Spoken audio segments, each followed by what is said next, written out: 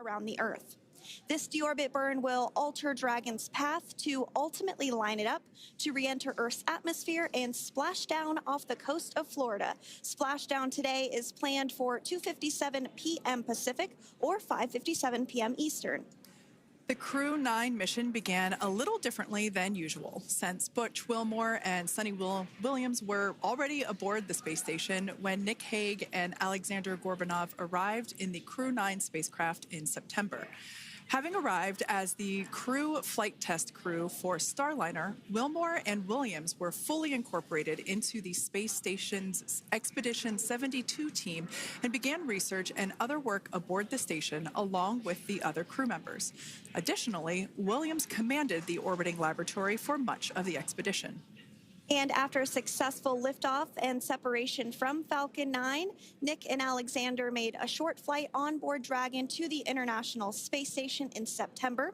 Both veterans of long-duration station missions, both Williams and Wilmore conducted spacewalks during their 9 months in space. Having had the capacity to leave the station at any point, had there been some type of emergency, the crew members began packing for their voyage home about a week ago and worked through tasks and shared lessons learned with the newly arrived Crew 10 team, who arrived just a few days ago. For return operations such as this, NASA and SpaceX closely coordinate with the United States Coast Guard to establish a safety zone to ensure public safety and for the safety of those involved in the recovery operations, as well as the crew on board the returning spacecraft. Multiple notices are issued to mariners in advance of and during recovery operations, and Coast Guard patrol boats are deployed to discourage boaters from entering the splashdown zones. Now, we do want to stress to the public the need to respect this safety zone.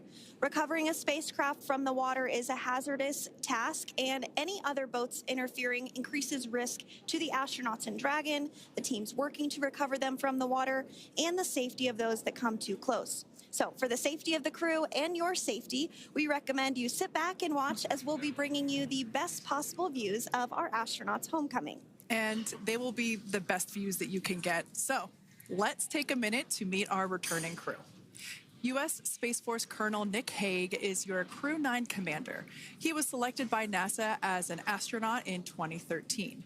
This was his second spaceflight to the International Space Station and third launch overall. He spent 171 days in space with Crew-9 and has a career total of 374 days in space. During his mission, he completed a spacewalk with astronaut Sonny Williams. That was his fourth spacewalk, earning him a career total of 25 hours, 56 minutes of spacewalking time. Before Crew-9, Hague previously served as a crew member of Expedition 59 and 60 back in 2019. He flew with Alexei Ovchinin and NASA's Christina Koch. So this is his second time sharing the space station with Ovchinin. The Kansas native is a test pilot of a distinguished graduate of the United States Air Force Academy. Nick spent 5 months in Iraq in support of Operation Iraqi Freedom. He voluntarily transferred from the United States Air Force to U.S. Space Force in 2021 and is an active colonel. His wife, Katie, is a retired U.S. Air Force colonel, and they have 2 sons. NASA astronaut Sonny Williams is a mission specialist for Crew-9. This was her third visit to the space station. She originally launched aboard Boeing Starliner spacecraft and arrived at the space station on June 6th. And it looks like we are beginning to get some views inside the spacecraft, overlooking the shoulders of the crew on board Dragon. We'll continue to bring you those views throughout the day and views throughout Splashdown this afternoon rather. But to jump back into a little bit more about Sonny, she became an Expedition 71-72 crew member, and she logged 286 days in space on this mission. But she actually has a total of 608 days in space, the second most time in space by a U.S. astronaut. Former NASA astronaut Peggy Whitson ranks first for the U.S. with 675 days in space. She conducted 2 spacewalks and has completed 9 over the course of her career for a total of 62 hours and 6 minutes of spacewalking time. She ranks 4th on the list of cumulative time spacewalking by a female astronaut. And she has flown on 4 different spacecraft types, including the Space Shuttle, Soyuz, Starliner, and now Dragon. Previously, she served on Expedition 14 and 15 in 2006 and 2007, and again with Expedition 32 and 33 in 2012. She's a retired U.S. Navy captain and is a proud graduate of the U.S. Naval Academy. NASA astronaut Butch Wilmore is also serving as a mission specialist today. This is his third spaceflight and, just like Sunny, logged 286 days in space. He conducted one spacewalk and completed 5 over the course of his career, earning him a total spacewalking time of 21 hours, 2 minutes. He's flown on 4 different spacecraft types throughout his career: the Space Shuttle, Soyuz, Starliner, and now Dragon. Previously, the Mount Juliet, Tennessee native served on STS-129 in 2009 and Expedition 41 and 42 from 2014 to 2015. Wilmore is also retired, a retired captain in the U.S. Navy. And Alexander Gorbanov is a third mission specialist serving on today's mission. Crew-9 was his very first spaceflight to the space station, earning him a total of 171 days in space over the course of his career. Gorbanov, along with Nick Hague, saw the arrival of 4 visiting vehicles and saw the departure of 4 as well. The duo orbited the Earth more than 2,700 times during their mission. Before his cosmonaut selection in 2018, Gorbanov worked as an engineer for a rocket space corporation and helped support cargo spacecraft launches from the Baikonur Cosmodrome in Kazakhstan. To prepare for upcoming events, Dragon is currently doing a couple of things autonomously. First, it's isolating the thermal control system fluid loops from the radiator. This system is what will help keep the internal temperature of Dragon very comfortable for Nick, Sunny, Butch, and Alexander during the re-entry phase. Dragon is also initiating separation of the claw mechanism, which will terminate data, power, and fluid connections between the spacecraft and the trunk in preparation for that trunk separation that I mentioned earlier. Now, as we saw before, we are hoping to get more views inside of the Dragon capsule. We will bring those, of course. We want to see more of our 4 crew members. But now a bit more of the Dragon Freedom capsule. It has flown on several missions for NASA. It first launched April 27th, 2022. To the International Space Station on NASA's SpaceX Crew-9 mission. It was subsequently used for 2 private spaceflight missions to the space station for Axiom Space, Axiom Mission 2 in May 2023, and Axiom Mission 3 in January of 2024. And of course, Crew-9 launched last year, is September 28th. So yeah, a little bit about the Dragon Freedom capsule. Here, a view that we have once again between the shoulders of Commander Nick Hague, who is on the left-hand side of your screen there, and Mission Specialist Alexander Gorbanov there on the right. That's right, Kate. And the next major milestone that we're looking ahead towards this afternoon is claw separation. We're targeting that claw separation at 2:05 p.m. Pacific time this afternoon, so less than 10 minutes from now. Continuing to get some views inside Dragon Freedom. To the far left there is NASA astronaut Butch Wilmore. And as you can see, the crew is suited up in their space suits. They are suited up in what we call dynamic phases of flight. So when they launch, when they dock, when they undock, when they return back for splashdown. We might hear some call outs on the loops about putting their visors down. That will happen just prior to deorbit burn. And you'll hear us pause when some of those communications happen. That's because we want to make sure that we are relaying the best information to you all, and so that you hear it as well. So if you do hear us pause, that is what we're doing. You also see they have their on there, and I know the gloves are pretty unique on the Dragon spacesuits, right? They're custom created? Yes, the spacesuit overall is custom fit for each astronaut. These gloves enable usage of the touchscreen panels that they have in front of them.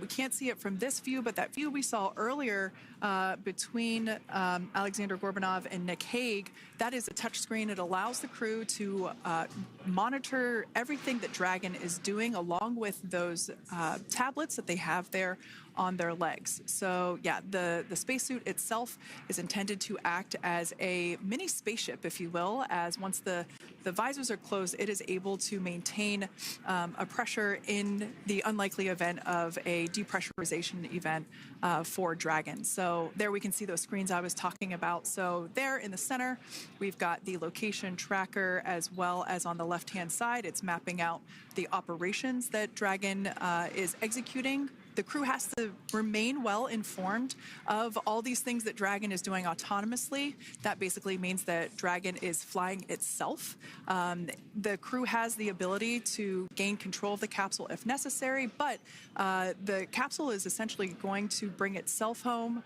But of course, in order to be familiar with Freedom, SpaceX, deorbit sequence start in 5 minutes.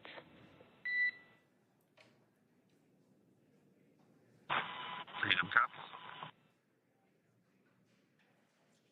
And so we did hear that call out for the deorbit sequence start to begin here in 5 minutes. That call from the ground came from the core, or Crew Operations Resource Engineer here in Hawthorne, Mission Control just behind us. And that went up to Commander Nick Hague. He's going to be doing the majority of the communications during the flight downhill today through Splashdown, and they'll be communicating with the core all along the way.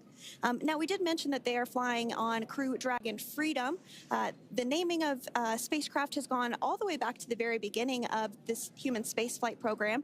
This is a nod to Alan Shepard naming his spacecraft Freedom 7 during the Mercury program. And so the crew that first flew up on Freedom a few years ago had the opportunity to name this Dragon, and they named it Freedom. That was Crew 4 that was the first flyers on this spacecraft. It's also flown for Axiom Mission 2 and 3, and then, of course, today for Crew-9 as well. Yeah, actually, fun fact about this particular capsule, of those 4 missions that Sandra just mentioned, we have seen daytime splashdowns for 2 of those. Today will mark the third of the third daytime splashdown. So there's something lucky about this particular capsule that gets daytime splashdowns. Nighttime is great because we can see even more clearly the capsule streaking through, but I personally love the daylight views because we really get even better views of the recovery team operations during that phase of the mission. Yes, absolutely. And if you follow along with our missions, you'll know that sometimes weather is a watch item when it comes to undocking and splashdown. We do splashdown in the water, so we want to ensure that parameters like wave heights and wind speeds and precipitation, lightning, all of that is looking good for the crew and the safety of those recovery personnel. And today the weather is just pristine. We got off of space station on the very first attempt. So I'm joking around and saying that it was because it was St. Patrick's Day and we got really lucky with the weather. I wouldn't disagree with that. Speaking of weather, we will be hearing from Core probably around 2:20-ish. Typically, before we enter the period of loss of signal, or LOS, we will hear an entry briefing from the core, the Crew Operations Resource Engineer, and they will deliver important information like updated anticipated splashdown and loss of signal times to the crew, as well as the wave height and wind speed. So we'll be standing by to listen in on those.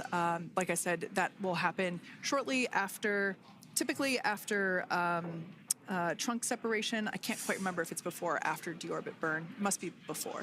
But in any case, we'll be hearing all of that coming from Core. In fact, that individual is seated there in the room on your screen. That is SpaceX Mission Control in Hawthorne, California. That room is located just over our shoulders, and that is where Dragon operators are standing by on console, monitoring the progress of Dragon as it continues its way home. It's been, at the point of splashdown, it'll be about 17 hours since Dragon undocked from the International Space Station. The team there in Mission Control, there are multiple teams, in fact, and they cycle through shifts to ensure that everybody gets the required rest and sleep periods, just like the astronauts on board. And that Crew Operations and Resource Engineer is seated there in the room, and that, like Sandra said, is the primary voice that we'll be hearing communicate from the SpaceX team to the crew on board. That's right. And so it looks like we're about 3 minutes or so from the claw separation portion of today's flight. The claw is a portion on the spacecraft that holds the trunk to Dragon. Following claw separation, we're going to jettison or remove that trunk because it's no longer needed. The trunk has solar arrays on it that provides power to the Dragon spacecraft. But now that we're beginning the reentry process, we need to go ahead and jettison that trunk and able to expose the heat shield, which is really going to do the heavy lifting as Crew-9 re-enters the Earth's atmosphere. They come in at 17,500 miles per hour, so they really need to ensure that that heat shield absorbs that heat, and there's... Deorbit sequence start.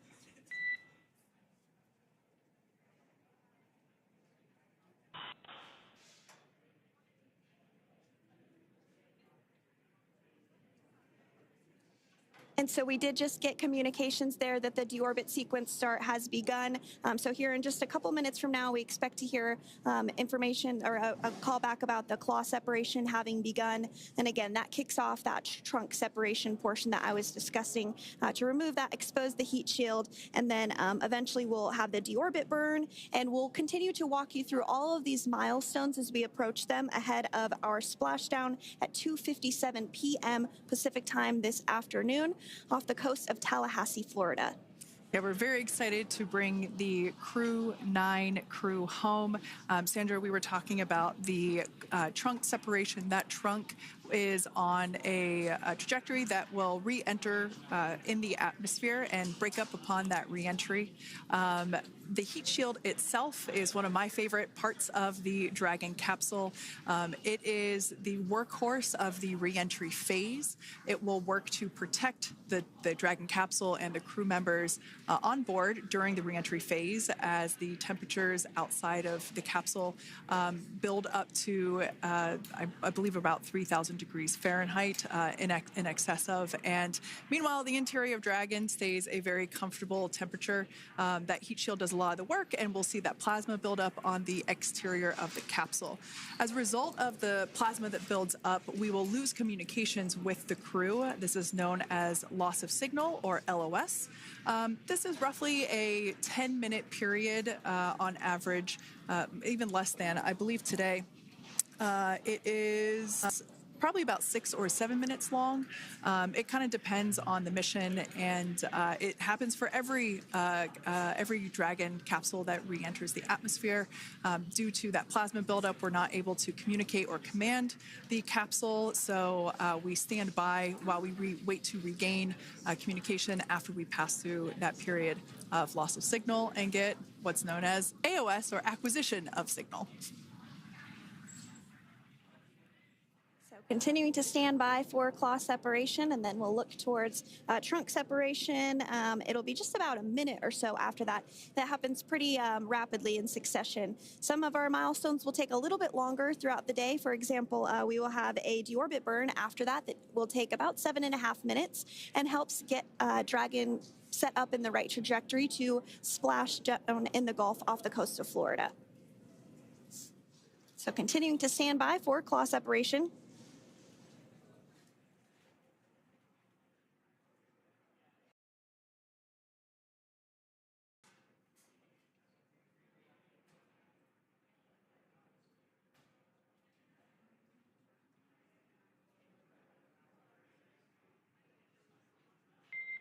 Nominal trunk jettison. All right. Great news there. That trunk has been jettisoned from the Dragon capsule. So the claw was separated. That's the mechanism that connects the telemetry and power between the Dragon capsule and the trunk. In order to expose the heat shield underneath Dragon, we had to jettison that trunk, and so we just got confirmation that that has happened. So that is great news. Basically means that telemetry is looking good, and that the nitrox system is primed for cabin and suit cooling, and the heat shield, like I said, is now exposed and ready for atmospheric re-entry.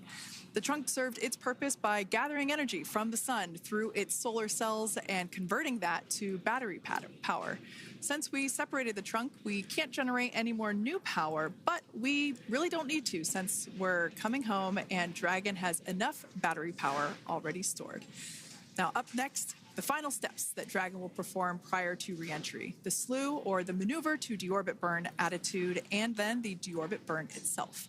This deorbit burn is the last time that the forward Dracos, which are the 4 thrusters located on top of the spacecraft under the nose cone, it's the last time that they will ignite.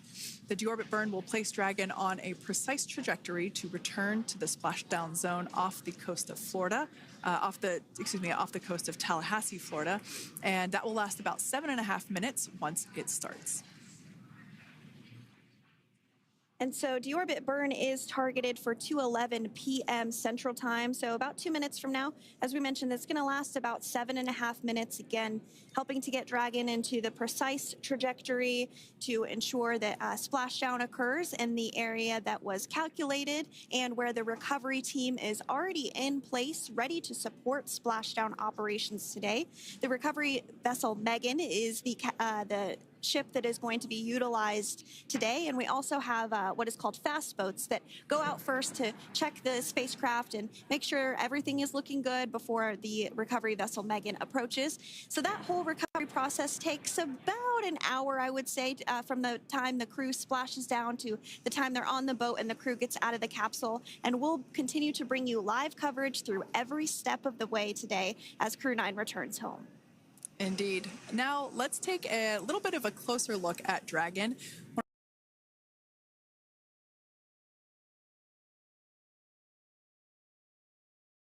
We don't have those external cameras. So here's an animation of what the capsule looks like. We've got the pressurized section, the capsule on the top, and the trunk or the unpressurized section on the bottom. That's where those solar panels that we manufacture in-house are located, soaking up the energy from the sun and turning it into power for the capsule. At the very top of the capsule is the nose cone. That is where the Dracos, the forward Dracos, are located. That nose cone is currently open, not closed like we saw in that animation. Once we get through the final maneuverings for the re-entry phase, we will close the nose cone capsule just before Dragon begins its atmospheric entry to protect that forward hatch there located along with those forward Dracos. So go ahead. Oh, that's right. I was going to mention that the nose cone does open shortly after launch, and it remains open the entire time that Dragon is docked to the International Space Station. So as an example for this particular spacecraft, Freedom, since September when it docked to the International Space Station, remains open that entire time, and here shortly it will close for the very first time since September.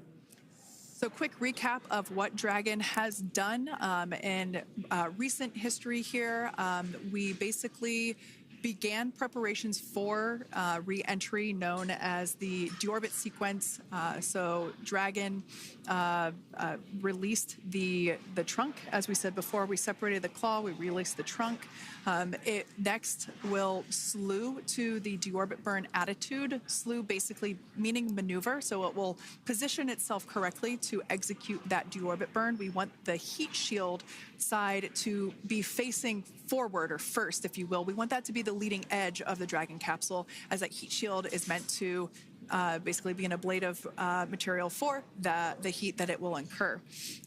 Once we complete that deorbit burn attitude slew, we will initiate the deorbit burn itself. That will last for several minutes, expecting that to be to start here any moment now, actually, and then it will go until about 2:18 p.m. Pacific time or 5:18 p.m. Eastern time.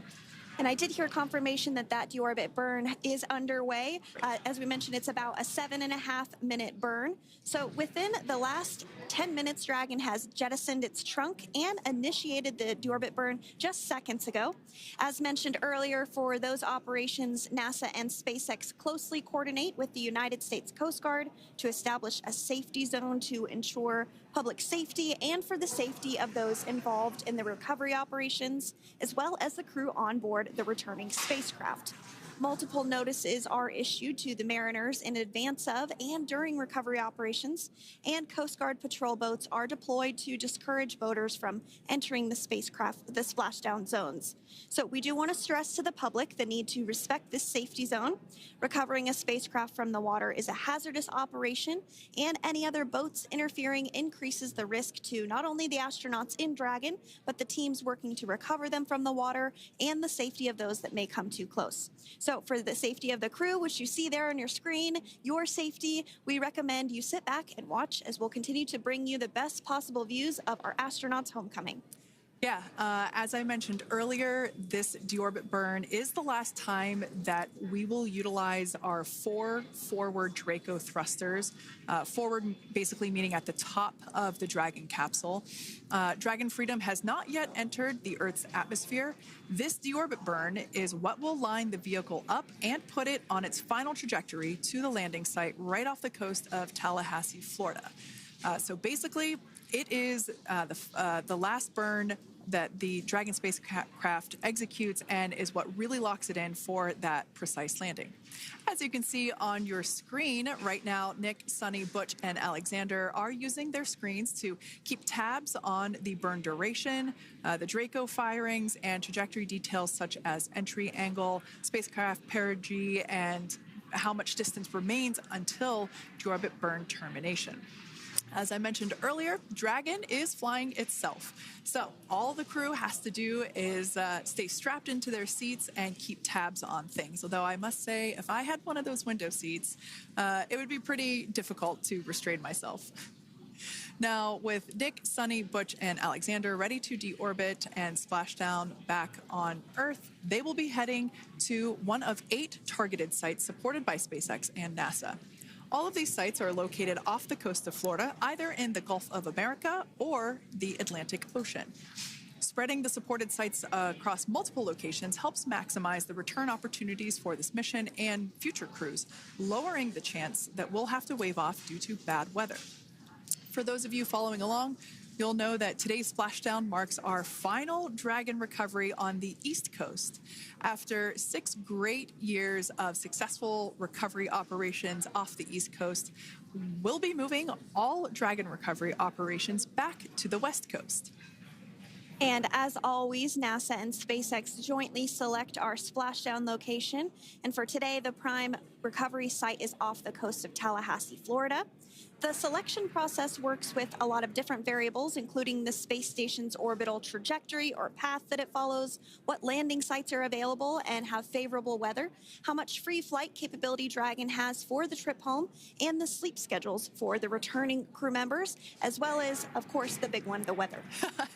We'll start with calculating daily return options based off of the space station's current orbit and Dragon's capabilities to maneuver and line up for re-entry.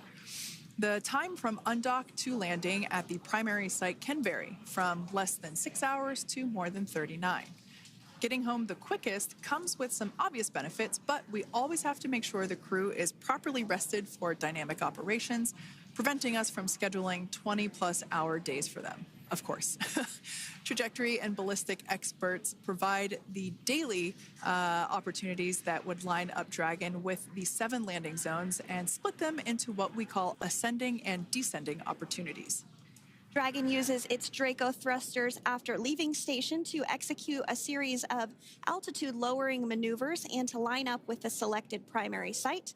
It can also change to different alternative sites while in a free flight if sudden weather moves in that we may need to avoid. So, as we mentioned, weather is something we're constantly looking at, making the final call to proceed about 2.5 hours before the crew undocks. So, for the Crew-9 return, we looked at a number of weather items. Some of the obvious ones are no rain or a chance of lightning in the recovery zone, both for the safety of the crew inside Dragon and the recovery teams in the water. And we're also looking for wind speeds to be less than 15 feet per second, or about 10 miles per hour, and relatively calm seas so that we can safely execute recovery operations, which includes landing a helicopter on the recovery ship to fly Nick, Sunny, Butch, and Alexander back to Florida. Once Dragon began flying today, we had a number of additional checkpoints to either proceed towards the primary site, head to the alternate, or select a new zone based on real-time weather data.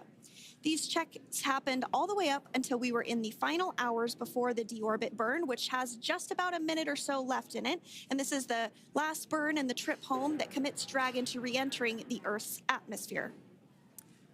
Now, we are currently waiting to conclude the deorbit burn. We've got less than a minute until that finishes. We will expect to hear a call out for nominal burn, which will confirm completion of that deorbit burn for Dragon Freedom. We can see images there from the touchscreen display panels that the crew utilizes in flight. We can see the visualization of exactly which one of the four forward Draco thrusters are firing. That's why you have kind of like a strobe effect there.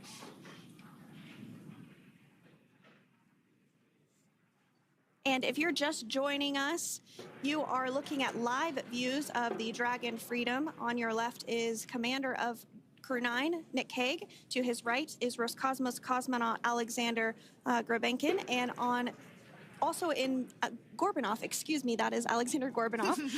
And then also in the capsule today is NASA astronauts Sunny Williams and Butch Wilmore. We're awaiting confirmation that their deorbit burn is complete, which is the last burn that's going to help set them up on a trajectory to Splashdown off the coast of Florida. Deorbit burn complete. Performance nominal. Nose cone closure initiated. Freedom copies. All right, excellent news there. We heard the words we were looking for, nominal burn. So that means that that deorbit burn was successful and nominal, meaning as expected. And we're now beginning to close the nose cone in preparation for atmospheric reentry.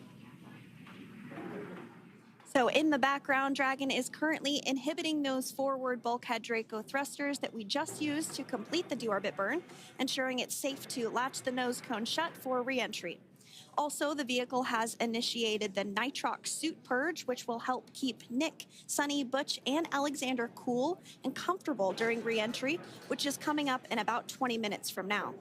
At this point, the nose cone is closing and protecting the forward hatch for reentry, and the crew are using their screens to continue to monitor the locking of the nose cone, which is done by a set of hooks. And as we mentioned earlier, that nose cone has remained open since September, so this is the first time it's closing in a few months.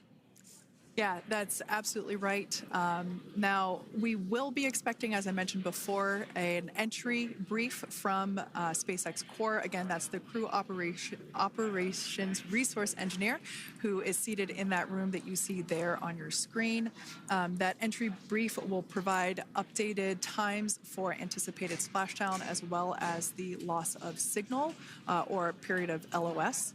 That briefing will also give us information such as wind speed and wave height at the expected splashdown location. But all in all, everything has been great today. All events have been executed on time as expected, and we are looking forward to a splashdown of the Crew-9 crew at about 5:57 p.m. Eastern Time or 2:57 p.m. Pacific Time. Between now and then, things are going to start moving quite quickly. In fact, if anything, this will have seemed like the slower part of the reentry phase. We're going to go through, like I said, that period of loss of signal or LOS. That period is a few minutes long where we are unable to communicate or command the capsule due to the plasma that builds up on the exterior of the capsule. That period, like I said, lasts for a couple minutes.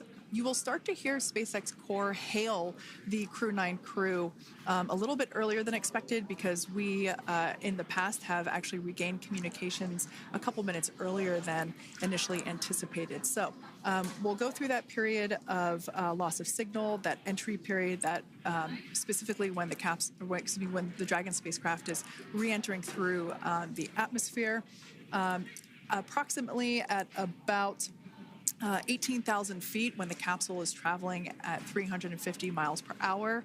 We will see our first views of parachutes for the day. It's one of my favorite moments of return sequences is when we get to see the drogue parachutes. We'll see the drogues come out. Those drogues will help slow the vehicle down to about 119 miles per hour.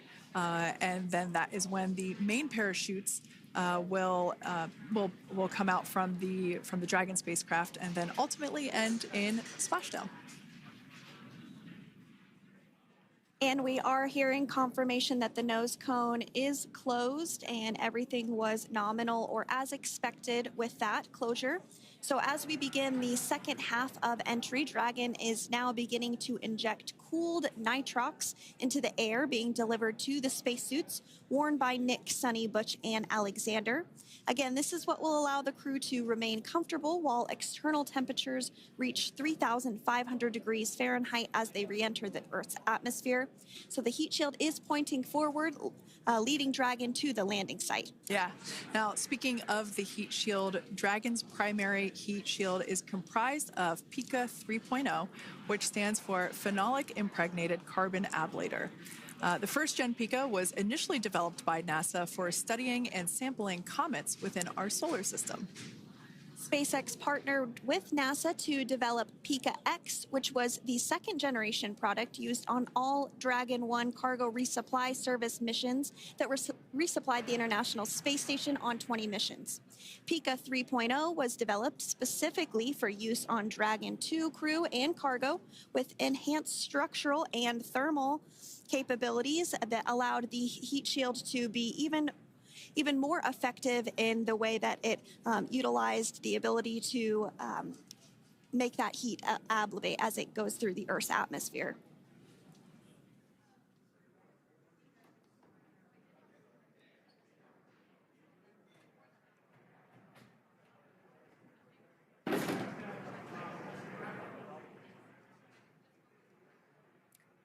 The remainder of Dragon is composed primarily of a SpaceX proprietary ablative material. It's another class of thermal protection which is lighter weight versus PICA and protects the underlying composite structure during reentry to ensure the structural capabilities are maintained. While Dragon will experience temperatures well over 3,000 degrees during peak reentry conditions, the characteristics of the thermal protection system coupled with the environmental control and life support system in the pressurized interior will ensure that Nick, Sunny, Butch, and Alexander stay cool and comfortable during all phases of reentry through Splashdown. Now, if you've just recently joined us, we hope to regain views of our crew members inside Dragon Freedom, but we don't have those available at the moment due to ground station coverage. So we will bring those back to you as soon as we can. Now, after Dragon Freedom has re-entered the Earth's atmosphere, a series of parachutes will deploy to slow the crew's descent. First will be the 2 drogue parachutes, followed by the 4 main parachutes, and those will guide Dragon to its first contact with Earth since it launched back in September. Dragon will automatically deploy these parachutes when different pressure and positioning sensors on the spacecraft detect that they're at the right speed and altitude. Vehicle velocity at drogue deploy is approximately 350 miles per hour, and they deploy at about 18,000 feet. Now, when the vehicle velocity at main deploy is approximately 119 miles per hour, and they deploy at about 6,500 feet. When Dragon splashes down in the water, the vehicle velocity will be about 16 miles per hour, so you can really see how those parachutes help to slow down the crew inside the capsule. The highest G-load the crew is expected to experience today is about 3 to 5 Gs. Yeah, when you think about really fun roller coasters, they're about in that range. So I'm sure that our crew on board will be well equipped to experience those Gs. It's nothing for them. They go through much more intense training. And so we are continuing to make our way through a number of milestones today. We did have trunk separation. Freedom, SpaceX. Nose cone is secure for entry. Freedom copies.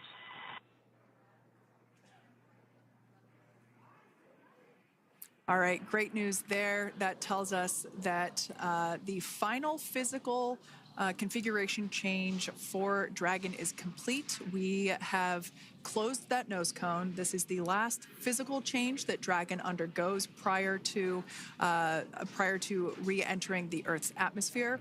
It's important that that nose cone is completely closed because underneath it is not only where the 4 forward Draco thrusters are located, but it's also because that is where the forward hatch is located. That is the hatch that is utilized for the crew to ingress and egress from the station while it is docked on board. And since our capsules are flight proven and we reuse them on future space flights, we want to make sure that all of the integrity of that hardware remains intact. So that nose cone is successfully closed, and we're going to start moving pretty quickly here. As I mentioned before, we'll go through loss of signal. We'll get that signal back several minutes later, and then we'll see the parachute action. Yep, and then that's all ahead of Splashdown off the coast of Florida. We're targeting Tallahassee as our splashdown zone today at 2:57 p.m. Pacific time this afternoon. Now, you did mention the call to the crew. They'll do some additional calculations following that burn and potentially let us know if that splashdown time has changed at all. But right now, we are continuing to target 2:57 p.m. And you can see there on your screen a path of where Dragon will be re-entering today.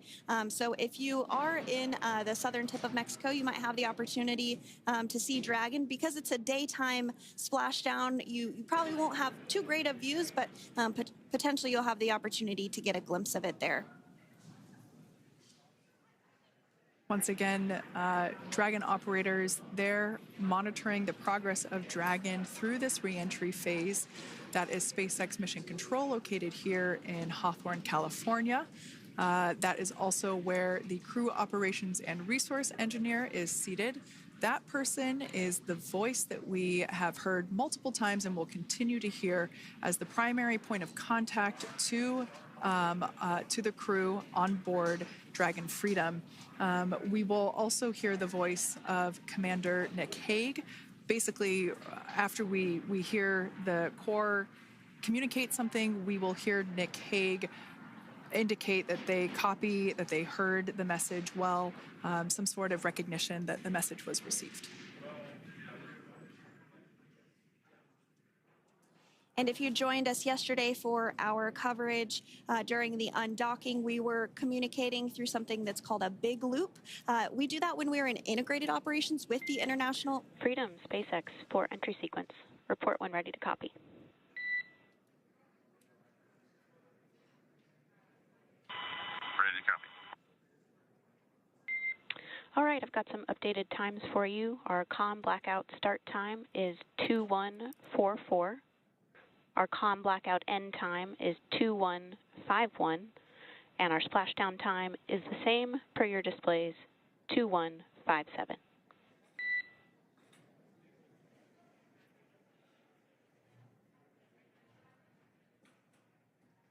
Okay. Understand comm blackout start 2144, stop 2151, splashdown per display. That's a good readback. And with that, please report when tablets are secured behind the elastic bands, restraints are tight, and visors are down.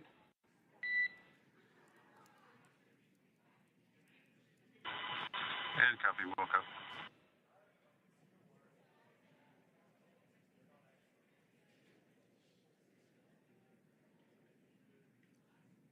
And with that communication from the Corps or Crew Operations Resource Engineer here in Hawthorne to Commander Nick Hague of Crew Dragon Freedom, we did hear that the loss of signal period is still at 2:44 p.m. Pacific, but we had a 1-minute adjustment to the acquisition of signal. That's going to now be at 2:51 p.m. Pacific time. However, our splashdown time remains the same at 2:57 p.m. Pacific time this afternoon off the coast of Tallahassee, Florida.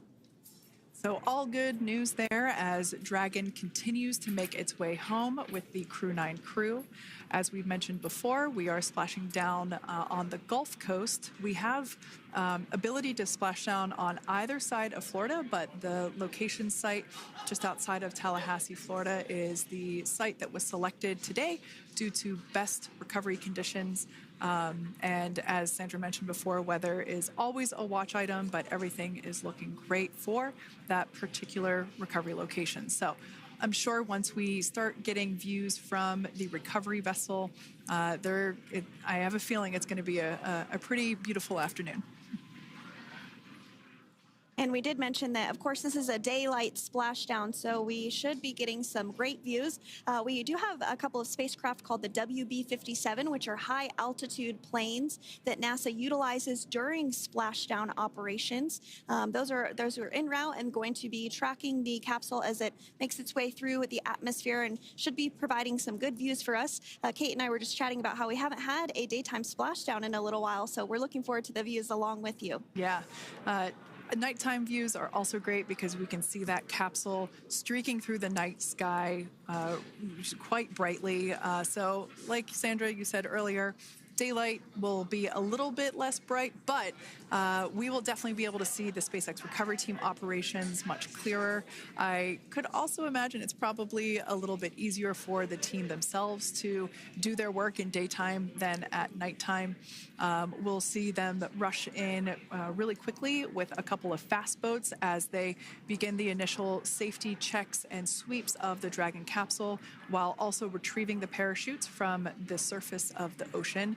The recovery vessel, the main recovery vessel, will continue to make its way closer to the Dragon capsule. It is stationed a couple miles away from the actual recovery location, the splashdown location, for obvious safety purposes. So it takes a little while for that vessel to make its way over, but once it's closer, we'll have even better views of those recovery operations.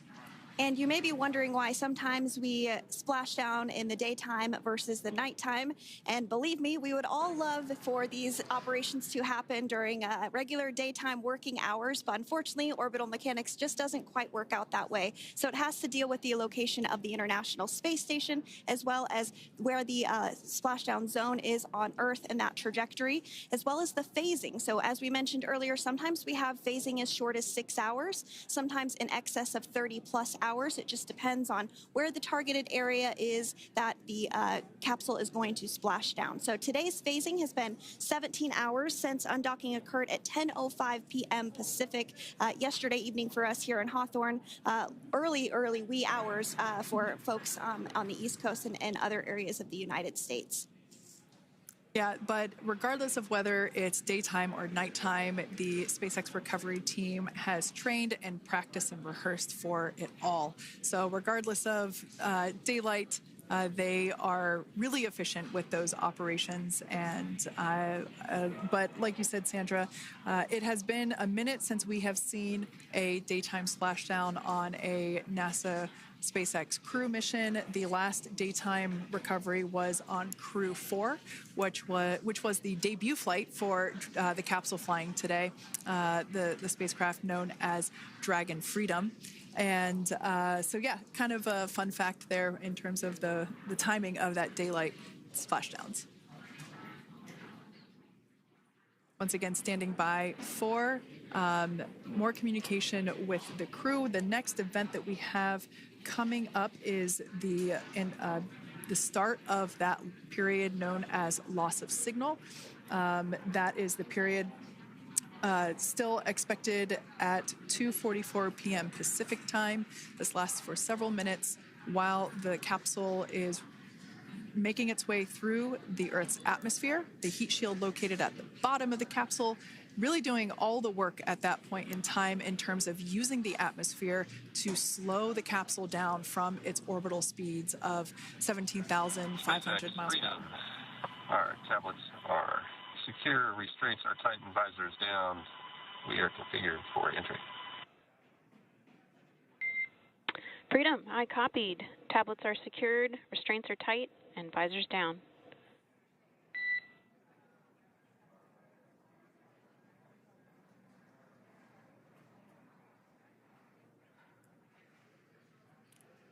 All right, great news there in terms of continuing to make progress. That back and forth communication we heard was just letting Core know that per their instructions, Crew-9 has now put away everything that was necessary in order to begin the re-entry, including those tablets that were located on their legs. Those are now stowed away. They've tightened that safety harness that we see there, and the visors are now down. So with all that being said, let's take a minute to meet our returning crew. U.S. Space Force Colonel Nick Hague is your Crew-9 commander. He was selected by NASA as an astronaut in 2013. This was his second spaceflight to the International Space Station and third launch overall. He spent 171 days in space with Crew-9 and has a career total of 374 days in space. During his mission, he completed a spacewalk with astronaut Suni Williams. That was his fourth spacewalk, earning him a career total of 25 hours, 56 minutes of spacewalking time. Before Crew-9, Hague previously served as a crew member of Expedition 59 and 60 back in 2019. He flew with Alexei Ovchinin and NASA's Christina Cook. So this is his second time sharing the space station with Ovchinin. The Kansas native is a test pilot and distinguished graduate of the United States Air Force Academy. Nick spent 5 months in Iraq in support of Operation Iraqi Freedom. He voluntarily transferred from the United States Air Force to U.S. Space Force in 2021 and is an active colonel. His wife, Katie, is a retired U.S. Air Force colonel, and they have 2 sons. NASA astronaut Suni Williams is a mission specialist for Crew-9. This was her third visit to the International Space Station. She originally launched aboard Boeing Starliner spacecraft and arrived at the space station on June 6th. Following the agency's decision to return Starliner uncrewed, she became an Expedition 71 and 72 crew member, where she logged 286 days in space on this mission. But Suni has a total of 608 days in space, the second most time in space by a U.S. astronaut. 5 minutes until predicted comm blackout. We'll see you on the other side at 21:51.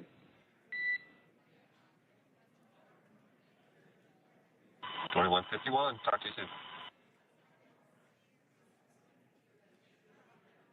And with that call out from the crew operations resource engineer to Commander Nick Hague, letting them know that everything is looking good ahead of the loss of signal period.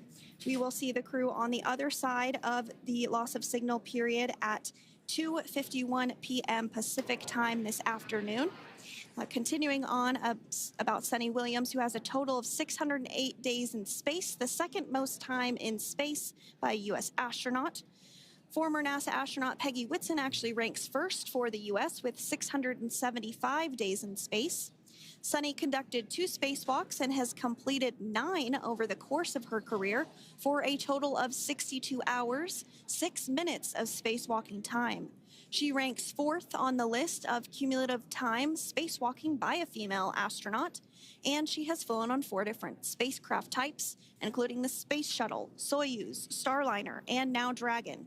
Previously, she served on Expedition 14 and 15 in 2006 and 2007, and again with Expedition 32 and 33 in 2012. She's a retired U.S. Navy captain and is a proud graduate of the U.S. Naval Academy and was the first astronaut to run a marathon in space. Pretty awesome stuff. Now, NASA astronaut Butch Wilmore is also serving as a mission specialist today. This is his third spaceflight and, just like Suni, logged 286 days in space. He conducted 1 spacewalk and completed 5 over the course of his career, earning him a total spacewalking time of 21 hours and 2 minutes. He's flown on 4 different spacecraft types throughout his career: the Space Shuttle, Soyuz, Starliner, and now Dragon. Previously, the Mount Juliet, Tennessee native served on STS-129 in 2009 and Expedition 41 and 42 from 2014 to 2015. Wilmore is also a retired captain in the U.S. Navy. Next up is Alexander Gorbanov, who is the third mission specialist serving on today's mission. Crew-9 was his first space flight to the space station, earning him a total of 171 days in space over the course of his career. Gorbanoff, along with Nick Hague, saw the arrival of 4 visiting vehicles and saw the departure of 4 as well. The duo orbited the Earth more than 2,700 times since September. Before his cosmonaut selection in 2018, Gorbanoff worked as an engineer for a rocket space corporation and helped support cargo spacecraft launches from the Baikonur Cosmodrome in Kazakhstan.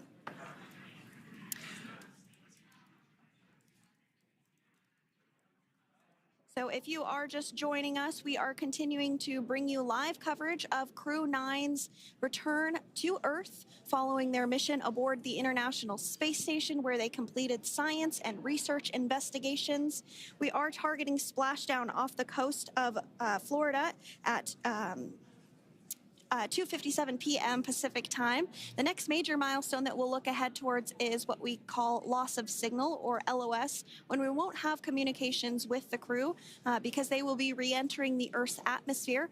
And during this process, there is plasma that builds up around that heat shield, so we are not able to communicate with the crew, but we are anticipating to regain communications with the crew at a short time from now at 2:51 p.m. Pacific time today. As we said before, everything continues to look good for the return of the Crew-9 team. We are about to go into that period of loss of signal. Once we get views of the crew inside the capsule, once again, we will be sure to bring those to you. But that period of time is when plasma is building up on the exterior of the capsule, generating heat in excess of 3,500 degrees Fahrenheit. So we are unable to communicate or command the spacecraft at that time. And that includes, unfortunately, video feeds as well. So as soon as we get the views back inside Dragon, we will bring those to you. But until then, we are going to stand by and continue to monitor the progress of Dragon. Like Sandra just said, we are anticipating the blackout period to begin at 2:51 p.m. Pacific time, 5:51 p.m. Eastern time. This will last for several minutes. It's not super exact, even though we are predicting acquisition of signal, or AOS, to come back at 5:51 p.m. Eastern time.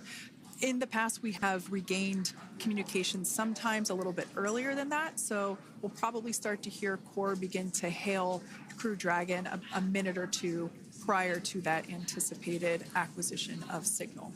But right now, Nick, Sunny, Butch, and Alexander are seated in their seats inside Dragon Freedom. Their visors are down, and they have put away or stored the tablets they had located on their upper leg to monitor Dragon's progress.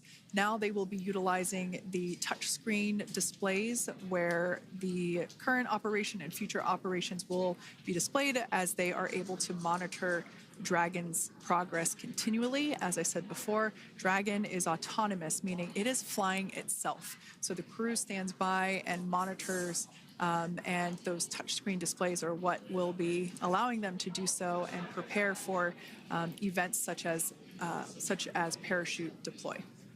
And while on board the International Space Station, Nick, Sunny, Butch, and Alexander contributed to over 900 hours of science and research investigations, which is really the key purpose of the International Space Station. Now, the International Space Station is celebrating a major milestone this year, where they will be celebrating 25 years of continuous human presence in November. So if you're younger than 25 years, you've never known a day where there hasn't been a human living and working aboard the International Space Station, contributing to key science and research investigations that impact our lives here on Earth. There's research being done on Parkinson's, on osteoporosis, on cancer research, and a variety of other studies. Additionally, the microgravity laboratory provides a jumping off point for us as we venture back to the moon and onto Mars through longer duration space flights. One such example that the crew worked on during this mission was an alternative exercise device In microgravity, the crew has to exercise for about 2 hours a day because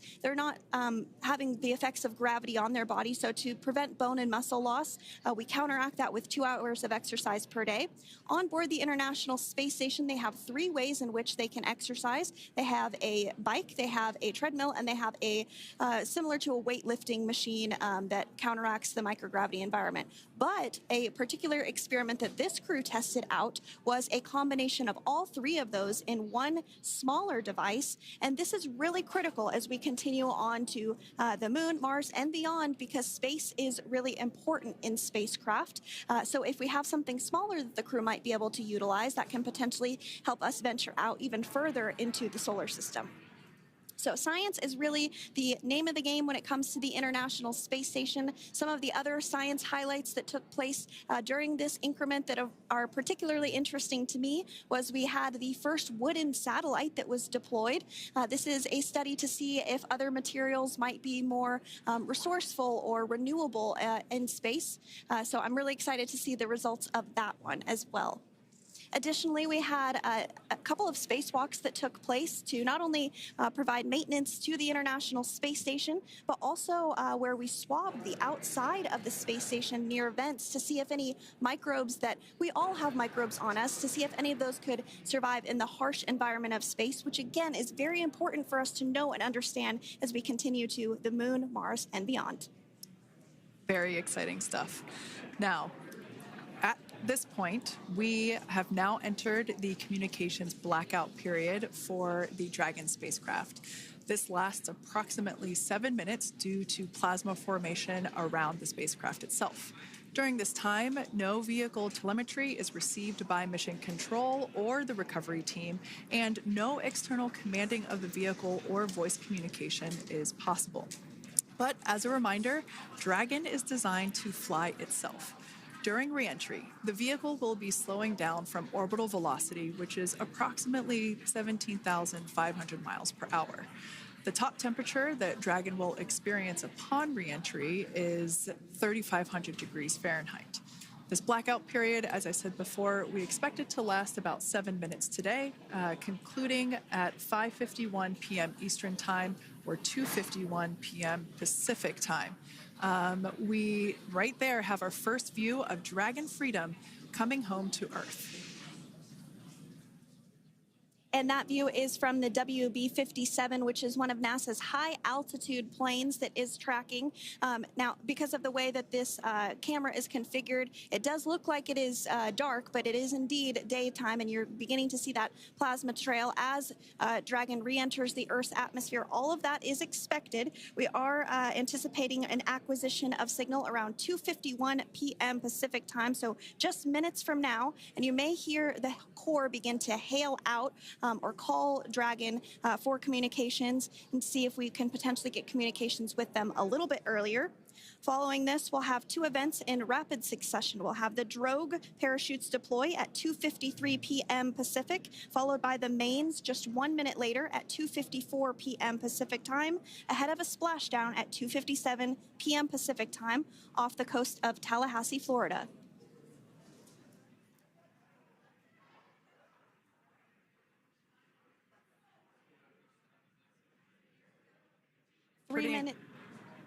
Pretty incredible views of the Dragon spacecraft making its way home back to planet Earth with the Crew-9 astronauts on board. Once again, this view is coming from the WB-57 plane. That heat shield we can see doing magnificent work as it works to... Freedom, SpaceX, Comcheck.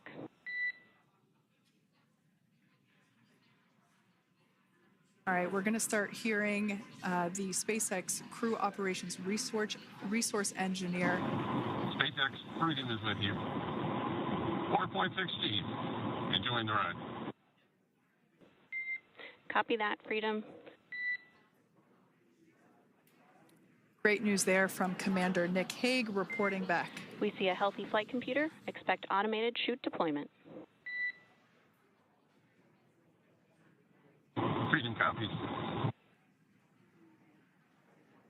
Like we said before, things moving very quickly as Dragon Freedom makes its way home.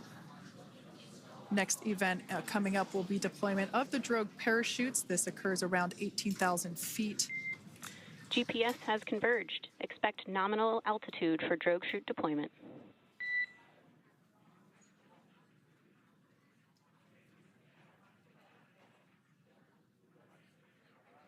We're about 2 minutes away from deployment of those drogue parachutes.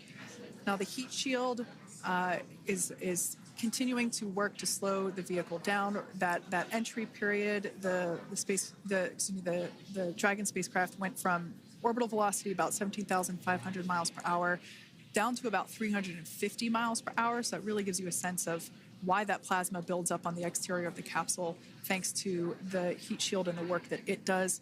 Those drogue parachutes will slow it down from 350 to about 119 miles per hour. We can see 15 kilometers. Brace for drogue window. We can see seat rotation happening inside the capsule. Great to get those first views of our crew members. Once again, the capsules are going about 350 miles per hour when the drogues are deployed. Those drogue parachutes that we manufacture here in-house are going to slow the spacecraft down to 119 miles per hour. And that is when we will see the main parachutes deploy, and that occurs about 6,000 feet above the ocean's surface. And we are expecting drogue deployment at 2:53 p.m. Pacific, so we should see it any second now. And there you are getting a great view of Crew-9 inside Dragon Freedom as it returns back to Earth. We are awaiting the drogue deploys. This view coming from the WB-57 high altitude plane. And there you see it on your screen, drogue deployment. Drogue descent rate nominal. You can hear the crowd here. Visual on 2 healthy drogues. Crowd here very excited as Dragon Freedom continues to make its way back to planet Earth.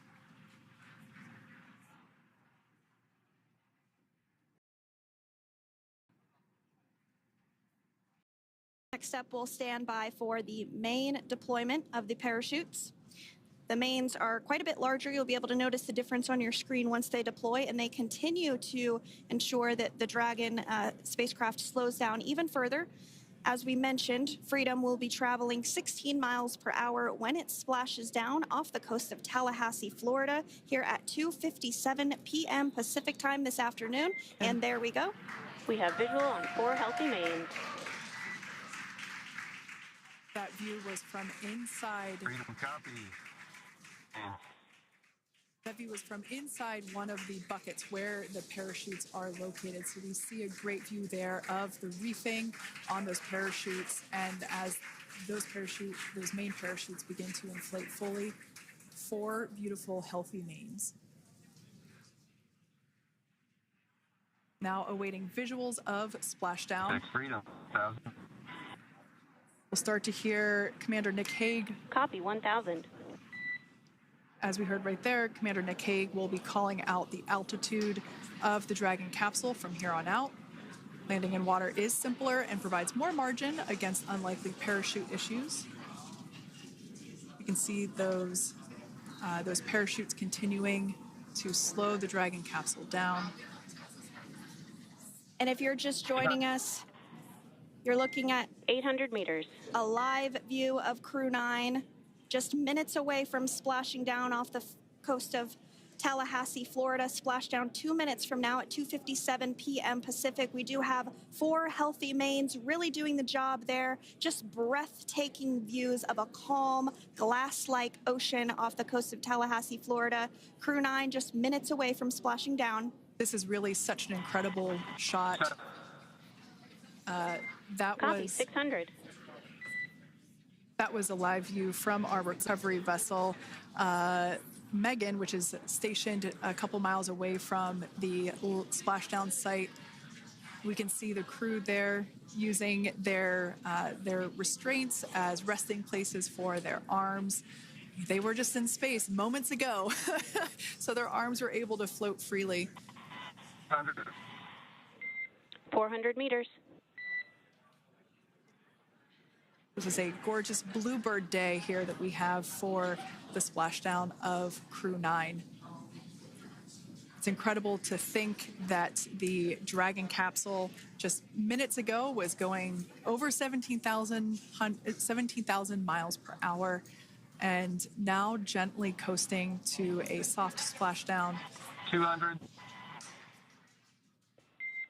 Copy, 200 meters. Brace for splashdown.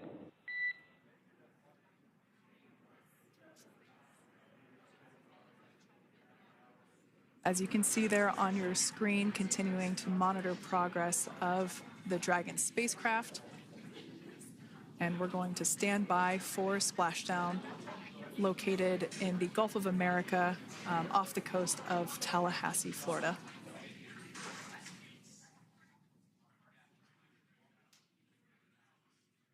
And splashdown, Crew-9 back on Earth.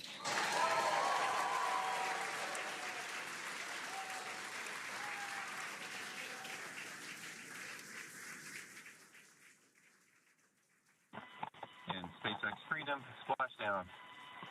Good main release. Copy, splashdown. We see main chutes cut. Nick, Alex, Butch, Sunny, on behalf of SpaceX, welcome home.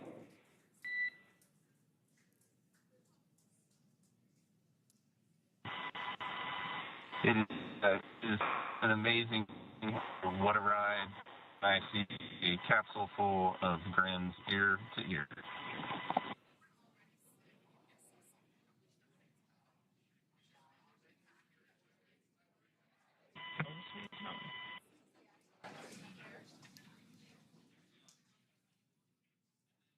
And as you can see on your screen, we have visual confirmation of splashdown. Dragon Freedom has returned home, and NASA astronauts. System safety verifications are in progress. We'll report back when recovery personnel are en route.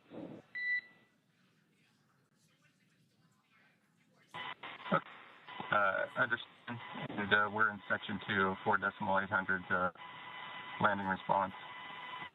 And looking for your word on if it is necessary.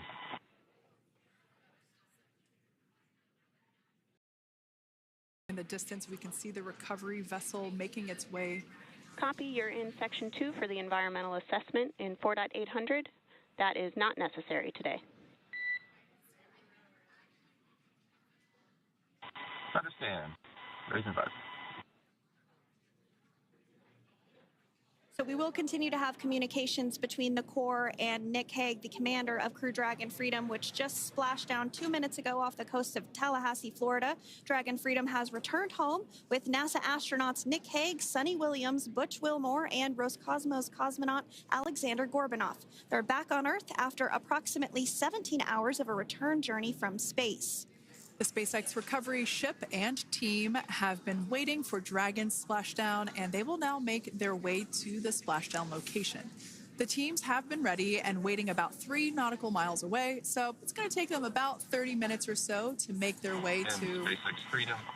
Pretty sure we're in stable 1. Copy, stable 1. We see the same. It's going to take about 30 minutes for the recovery team to make their way over to Nick, Sunny, Butch, and Alexander, who are still seated and secured inside that Dragon spacecraft there on your screen.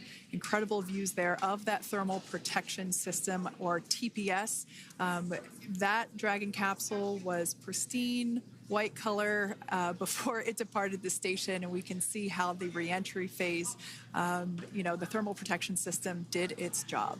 Now, if you're wondering what that hole, that like bucket area is, that is underneath the side hatch. That is where the main parachutes were stored. So when we saw the Dragon capsule docked at station, it looked very different. The panel that protects and covers the main parachutes, that was still intact, as well as the panels that enclose where the drogue parachutes are located. We can see those fast Freedom. boats. SpaceX is go for recovery personnel to approach. Expect personnel alongside in the next few minutes. Freedom copies. We can see those fast boats. We weren't kidding when we said they were fast. While it does take about 30 minutes for the main recovery vessel to make its way over to the capsule, these fast boats will be doing a couple of things simultaneously. A couple of them are going to be working to retrieve the parachutes that you see in the background there of this drone shot. Those parachutes will be retrieved from the ocean surface. We want to make sure we are able to pull those out. The recovery vessel there closest to the spacecraft is going to be performing some safety checks. We can see there they're using an instrument that is basically working to detect if there are any hypergolic vapors or fumes that are still residing in and or around the Draco thruster nozzles or outlets. The hypergolic fuel, which is necessary for on-orbit burns to maneuver the spacecraft. Unfortunately, those hypergolics are unable to be breathed. They are toxic, and so this team here is doing those initial safety checks to make sure that it is safe for the rest of the recovery team to approach the spacecraft.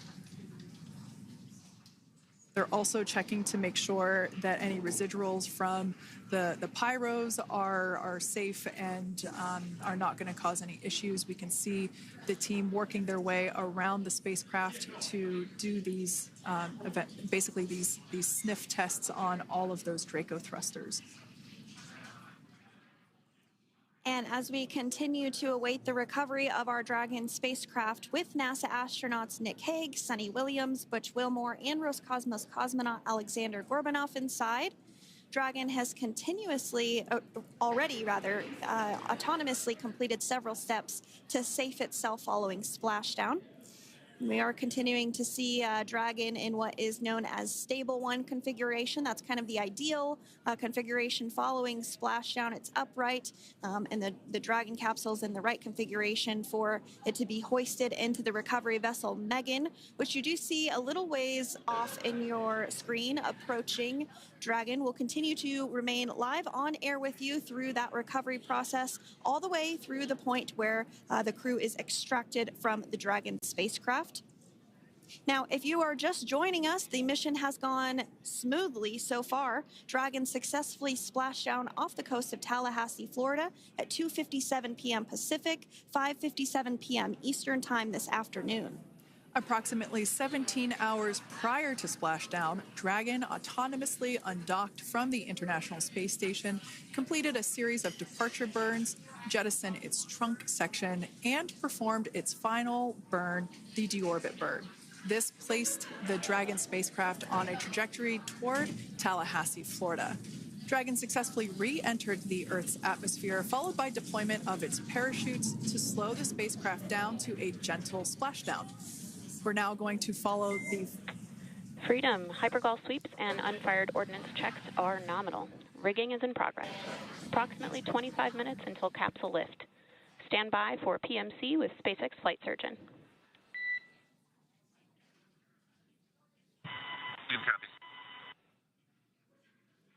And so what we did just hear there was communications that those hypergol checks were complete. They didn't find any of that upon those checks, so we'll continue to move through the timeline. Next up is a process called rigging, which you see happening right now on your screen. This is when a SpaceX recovery personnel actually works to climb aboard the capsule and work through procedures ahead of lifting onto the nest of the recovery vessel Megan. We heard it's going to be about 25 minutes or so until that lift actually takes place.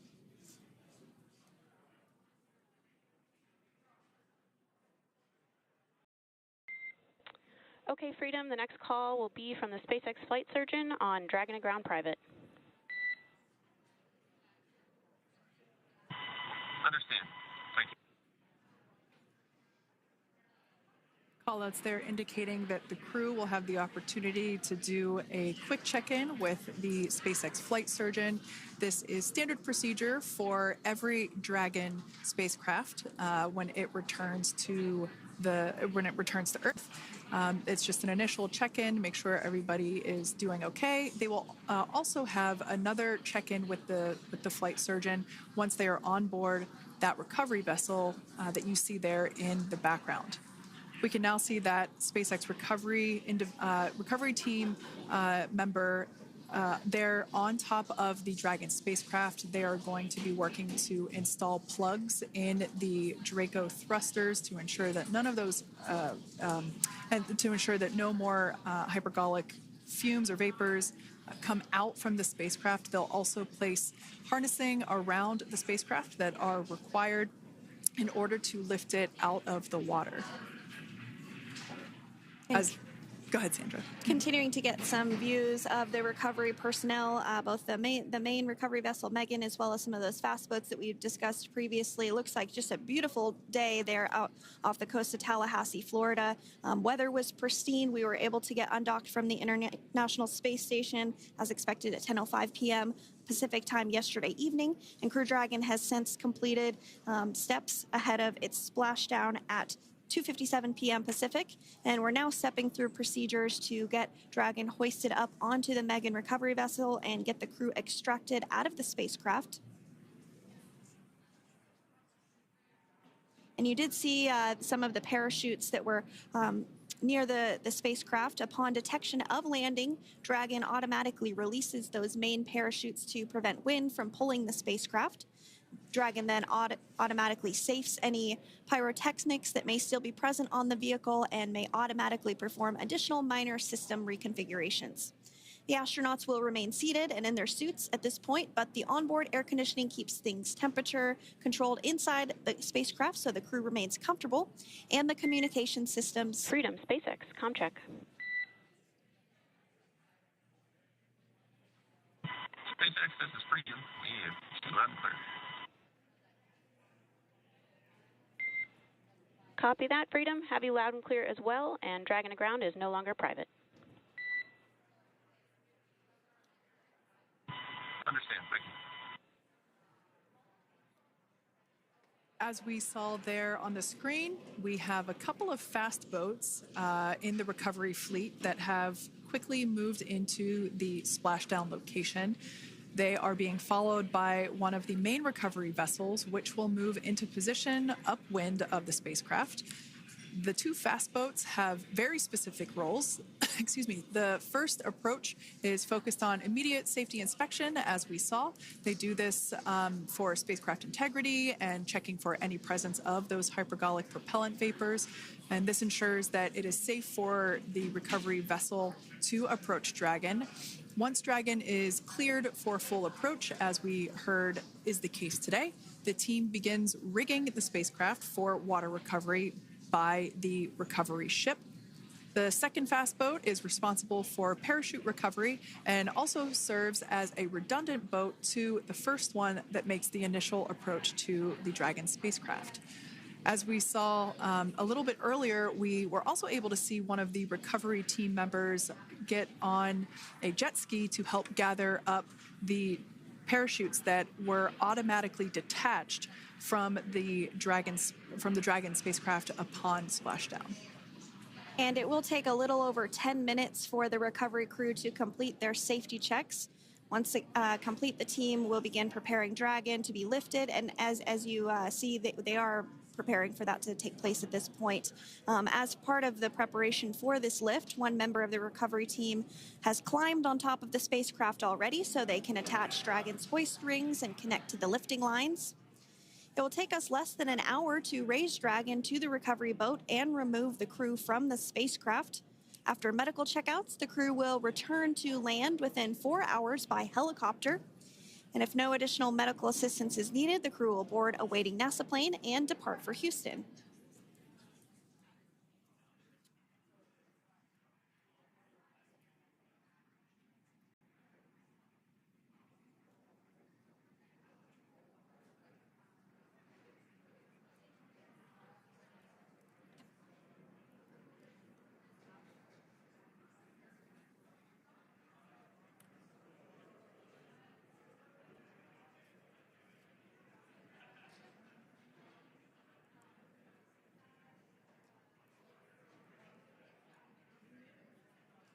And as we continue to await Dragon to be hoisted up onto the ship, we have a very special treat. NASA Public Affairs Officer Jaden Jennings, who is actually on the recovery vessel and had a bird's eye view of the splashdown today. Jaden, how are you? How was the view from the recovery vessel? Hi, Sandra. How do you hear me? I've got you loud and clear, Jaden. It's so great to hear you. Awesome. So Splashdown, Sandra, was nothing Freedom, short of be advised. spectacular. We are transitioning the forward link. Comm will be unavailable for approximately 5 minutes. Freedom comes.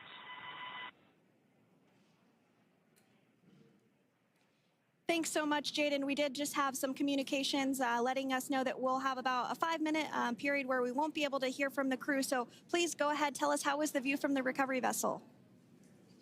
Absolutely. Yeah, I was mentioning earlier, Splashdown was nothing short of spectacular. And we were stationed about 1.5 nautical miles away from the splashdown zone and had great visuals here on the recovery vessel Megan. We actually saw a little of the smoke trail as the spacecraft was coming in, and then moments later we spotted those drogue chutes, and this was quickly followed by 4 healthy white and orange main parachutes. We then tracked Dragon all the way down as it slowly propelled into the ocean. And I think I speak for all of us on the ship when I say a new core memory was made today, and we are looking forward to having Crew-9 on board with us a little later. Jaden, that is amazing. Now, obviously, we are watching it here on camera, and the landing conditions look pretty good, but how was it from your perspective? What is the sea state out there? Absolutely. Absolutely. So we've had optimal conditions for splashdown, and today it is sunny and 63 degrees outside right now with clear skies, light winds, and calm seas.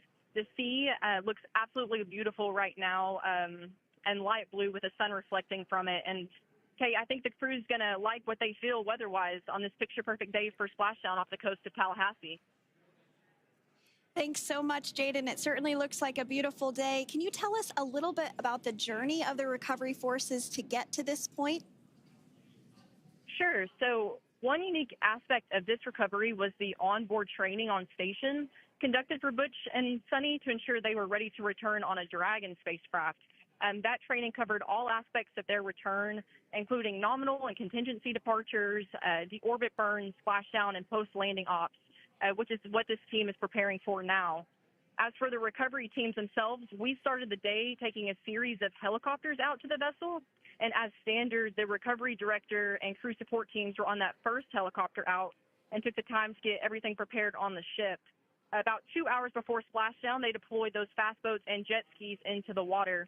I was actually on the second helicopter out, and we were on the vessel about an hour and a half before splashdown and landed on top of the helicopter pad on the Megan.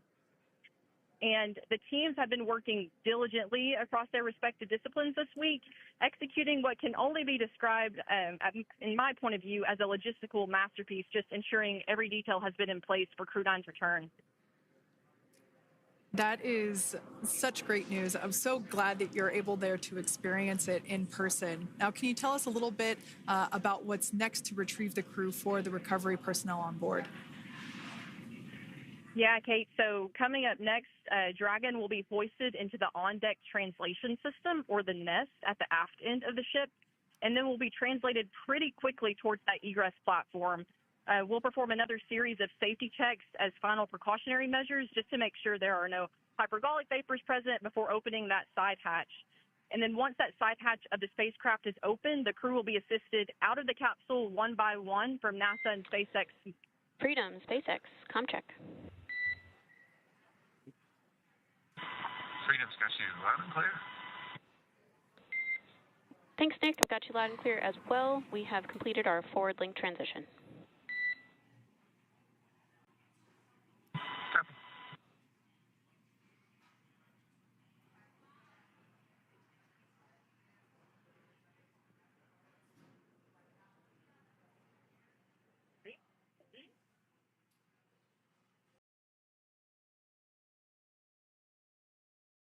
And Jaden, if you did just want to go ahead and let us know what is next to retrieve the crew, we are continuing to get some great views on our screen, but I know you have an even better view yourself. Oh, yeah, Sandra, this view is absolutely unbeatable. So just to kind of finish off what I was saying is once that side hatch of the spacecraft is open, that crew will be assisted out of the capsule one by one from NASA and SpaceX medical personnel, where they will then head to the med bay. And after those medical checks, they will get on that first helicopter out and arrive at the airport, where they will then board a NASA plane and then head back to Houston, Texas at the Johnson Space Center to begin their post-flight period. And we're eager to see the Crew-9 astronauts back on Earth, and we'll keep you updated on every moment of this process. With that, I'll toss it back over to you guys in Hawthorne. Thank you so much. That was Jaden Jennings, NASA Public Affairs Officer, who watched Freedom splash down firsthand from the recovery vessel Megan. Thanks so much, Jaden. So we are continuing to get these great views on our screen here of Freedom. As we mentioned, it splashed down at 2:57 p.m. Pacific time off the coast of Tallahassee, Florida. The recovery personnel are continuing to step through procedures to hoist Dragon onto the recovery vessel Megan there, which is now coming into view. You can see just how close Megan is at this point, and that's that helicopter pad that Jaden was just discussing, where the crew will fly off of onto the coast of Florida, and then eventually they'll fly back to Houston. Just underneath that helicopter pad is that translation deck where we will see the nest once it is loaded up with the Dragon spacecraft on board. The nest will be translated to the forward end of the recovery vessel, and that is where our Crew-9 team members will egress from the Dragon spacecraft. Now, here on your screen, we can see dolphins, actually, who want to come and play with Dragon. Now, one of the fast boats there in place, working to assist the recovery team member. It's incredible. I just love these views. We really see them even better in daytime, but just seeing the recovery team work in tandem to step through each step, to step through each operation. Obviously they're getting quick assists from the honorary part of the recovery team, those dolphins in the water there.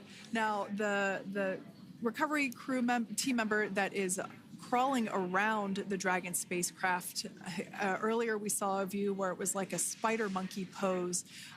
We can see that individual now standing in the bucket where the main parachutes were stored while Dragon was on orbit.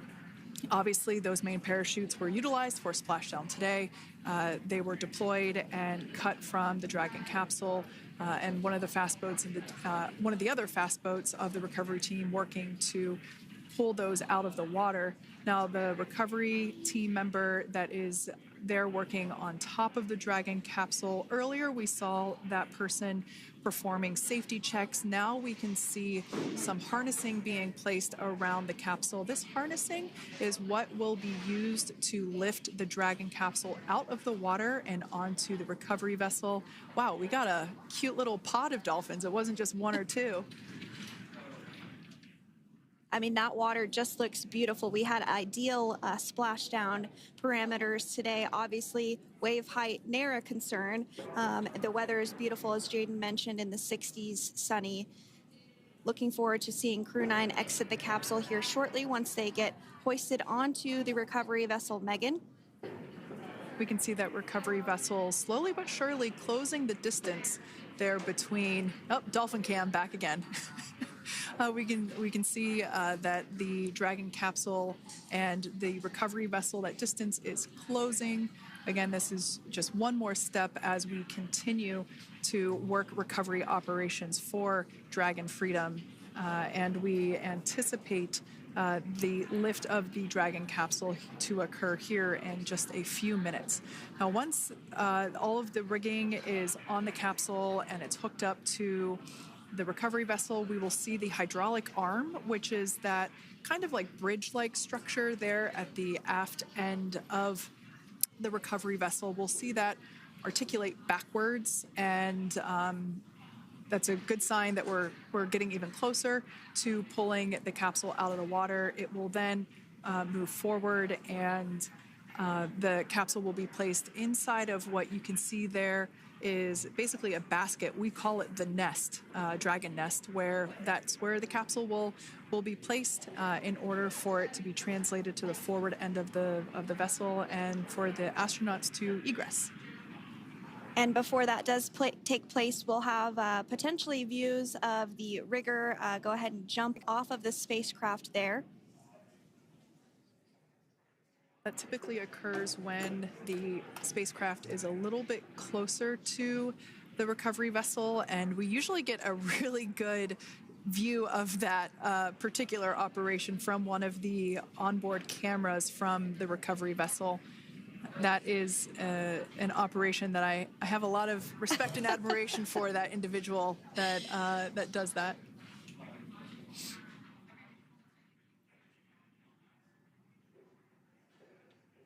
So again, Dragon continuing to get closer and closer to the recovery vessel, Megan.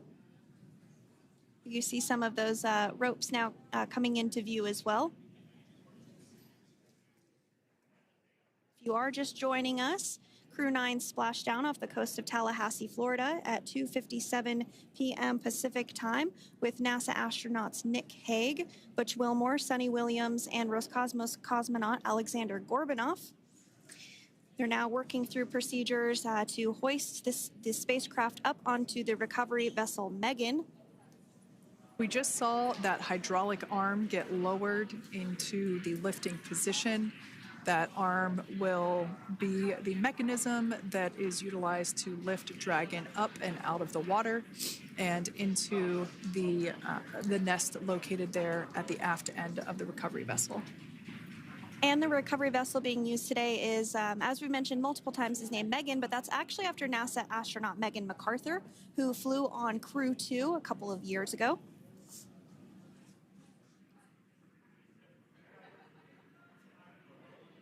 We're getting some views now from actually inside the boat. Yeah, you're exactly right. This view is straight down the recovery vessel. That platform that was closest to the camera, that is the egress platform. Freedom, rigging is almost complete. Approximately 5 minutes until capsule lift.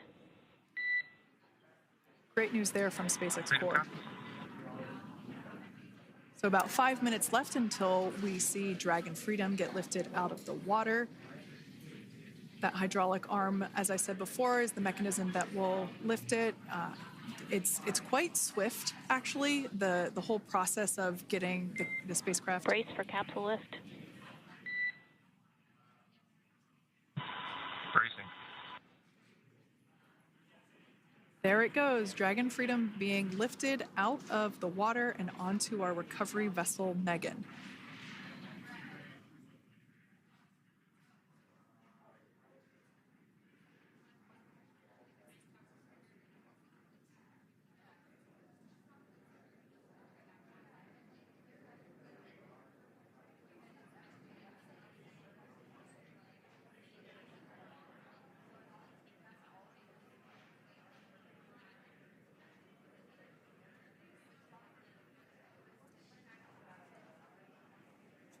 So once securely on...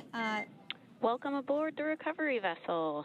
Recovery personnel are completing final checks and stand by for translation to the egress platform. Freedom copies. Great news there, letting us know that Dragon Freedom has been successfully recovered from the water's surface. If you've just joined us, we had an on-time splashdown at 5:57 p.m. Eastern Time, and we can now see that the water recovery operations are continuing to progress. The nest where the Dragon spacecraft is located is going to get moved forward. This will happen after one of the recovery crew members does some checks, and we'll also see some hosing. Obviously, the spacecraft splashed down in salt water. Salt water is corrosive, and we want to try and rinse out as much of the salt water as possible to reduce that corrosion on the metallic structures. So we can see some guidance there being provided, really steering the spacecraft properly into the Dragon's nest.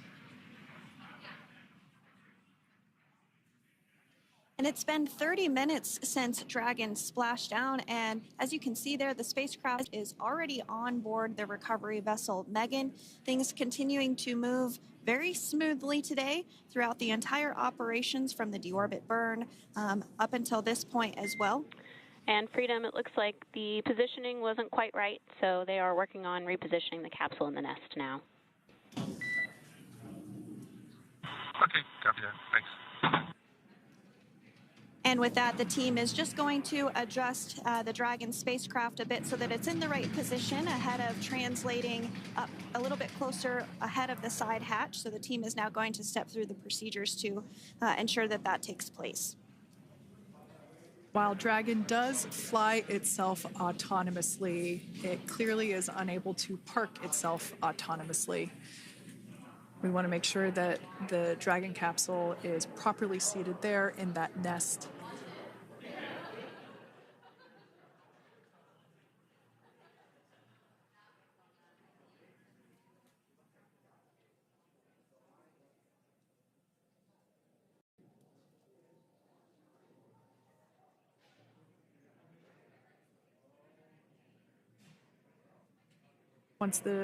Once Dragon is fully seated in the nest, we'll probably see a bunch of that salt water come out from the bucket there located underneath the side hatch. See some salt water splash out. As I mentioned before, one of the recovery team members will begin hosing down the exterior of the spacecraft.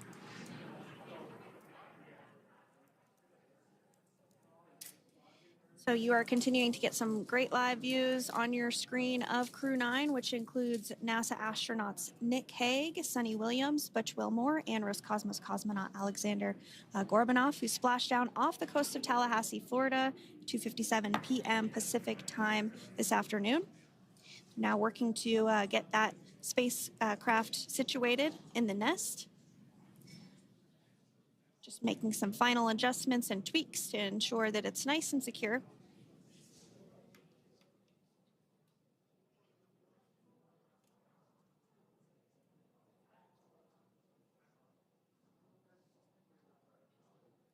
Once the spacecraft is seated and secured and oriented correctly in the nest, Dragon will be moved into the hangar located underneath that helipad that we saw earlier from the aerial views during recovery. All right, Freedom, looks like you are settled into the nest now. Team is working through hypergol sweeps. Copy all.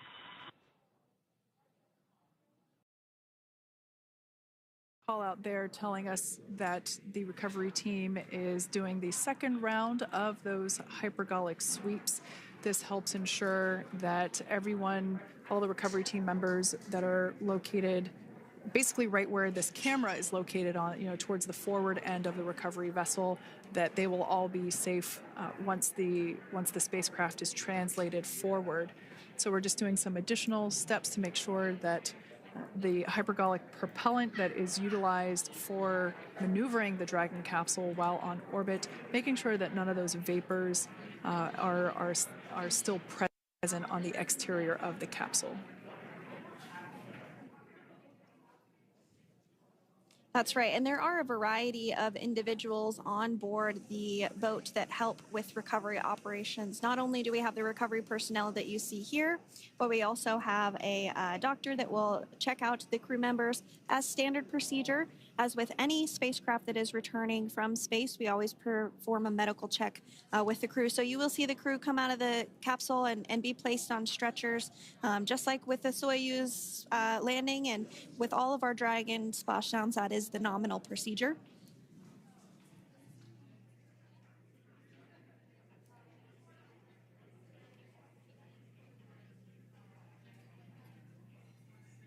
We'll stand by to see Dragon Freedom translate or scooch up a little bit closer to the camera angle that we're seeing right here. And then teams will step through procedures to get that side hatch opened. You see it right in the dead center of your screen there. It's kind of that rectangular shape. It has not been opened since since Crew-9, which include Nick Hague and Alexander Gorbanov, launched back in September from the Kennedy Space Center in Florida. So that will be the very first time that hatch is opened.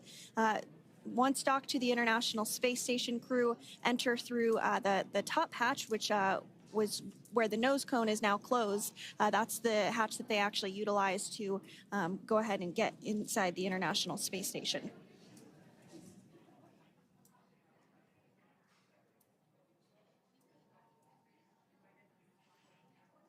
So as we get a little closer to that hatch opening procedure, you might start to see more individuals come into frame for some of that support.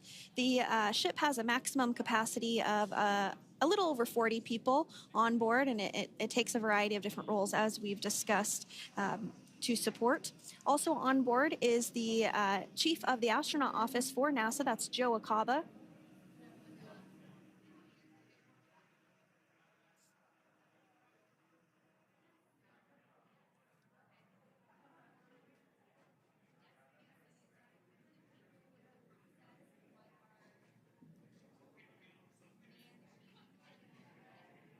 Now, while we are standing by for translation of the Dragon spacecraft to the platform there, the recovery platform that we see in the foreground, it is important to note that Nick, Sunny, Butch, and Alexander will be getting assistance from the recovery teams while exiting the spacecraft.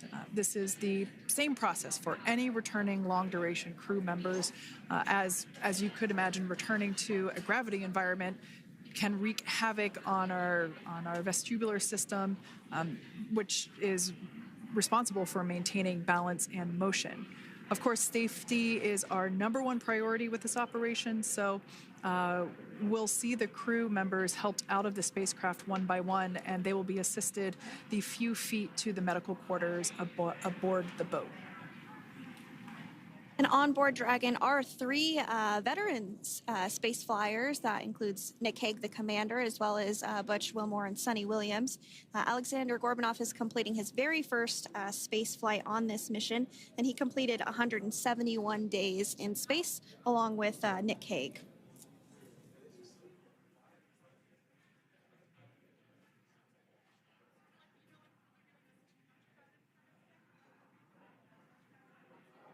For those of you that have just recently joined us, well, I would encourage you to hit that rewind button and go back a few minutes. It was a beautiful splashdown of Dragon Freedom with the Crew-9 cohort on board. They had an on-time splashdown at 5:57 p.m. Eastern Time, 2:57 p.m. Pacific Time. We can see that the spacecraft... Freedom translation is in progress. Copy, and seal it. We can see that spacecraft was successfully recovered from the ocean surface and is now being washed with fresh water, as obviously they splashed down in salt water. So we're trying to rinse off as much of that salt water as possible. And we can see the spacecraft continuing to move closer and closer to that recovery deck. Freedom, the crew is working on side hatch opening now. Expect hatch open in about 2 minutes. Okay, copy that. And Kira, just wanted to say that you guys, you and the team did an awesome job,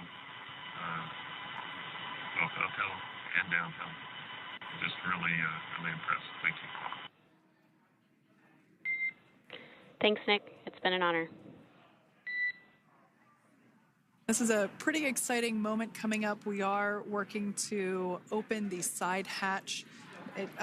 One thing that may not be obvious from, just looking at the spacecraft here is that this side hatch that we're about to open, the last time it was open was when this spacecraft was at the launch pad. This side hatch is what is used for initial capsule ingress and final capsule egress, but all comings and goings from the spacecraft while it is on board the space station are from the forward hatch, which is located at the top of the spacecraft under that nose cone. So this is a pretty exciting moment because it will be the crew's first breath of fresh air since boarding their ships at the start of their journeys last year. And the very first person that will have the opportunity to say hello to the crew once that hatch is open is a SpaceX medical recovery personnel representative. Then we'll see procedures take place to remove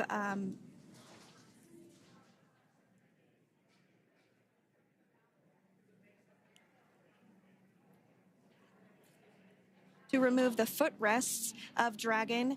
That will just help the recovery personnel get a little bit more room to access the crew and help get them out of the spacecraft. Yeah, you're absolutely right. Safety is, once again, top priority here, and removing those footrests from all 4 seats will be helpful as a recovery, as a SpaceX recovery team member will actually go into the capsule, into Dragon Freedom to help the crew members unbuckle and stand up, and essentially we'll also see a fun little slide be put in place to help the crew members exit the spacecraft safely. So yeah, we're going to remove all 4 of those footrests to basically give a little bit more working room inside the spacecraft. That's right, and we did hear the go for that hatch opening, so we're just a couple minutes away from being able to see that, and then we might be able to get the chance to see a couple of views inside of the Dragon and see the crew following their splashdown. Now, opening that side hatch isn't quite like opening, the door to your car. We have to depress the seal around the side hatch, as well as, we'll now see them open that side hatch up.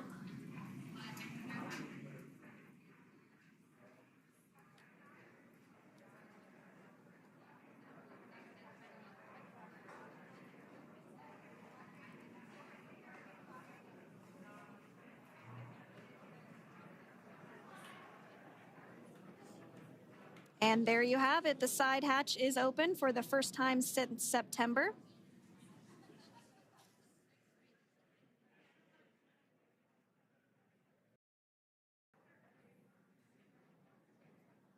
We can see some of the protective equipment there that was brought into frame that will help protect the edge of the side hatch, one from any potential damage. Oh, we can see the recovery crew member there taking photos of the side hatch seal. This is part of the standard operation for recovery.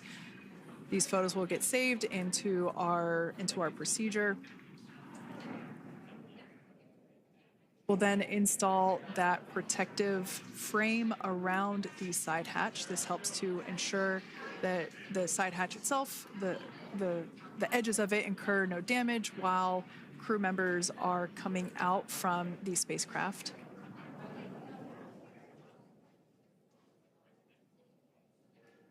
If you missed it, there was also a recovery team member that went inside. So there are now 5 people on board the Dragon spacecraft.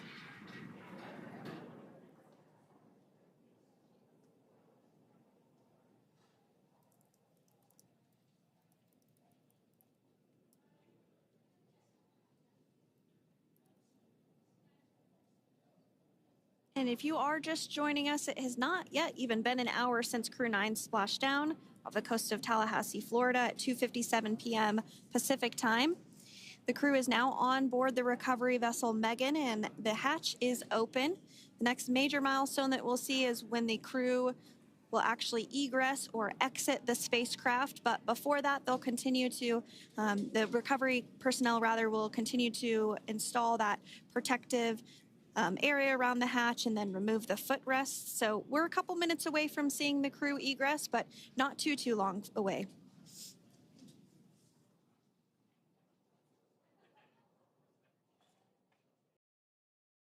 We'll probably see those footrests being handed out here in the near future, as I mentioned before.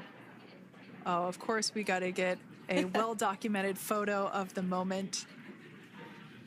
Although we can't see it from here, I'm pretty sure there are 4 smiles on board right now. And we did hear that report out from the commander, Nick Hague, following Splashdown, that there were four smiles as far as he could see. Yeah, capsule full of grins. Now, generally speaking, and there we do see Crew-9, some happy waves, smiles all around back on Earth.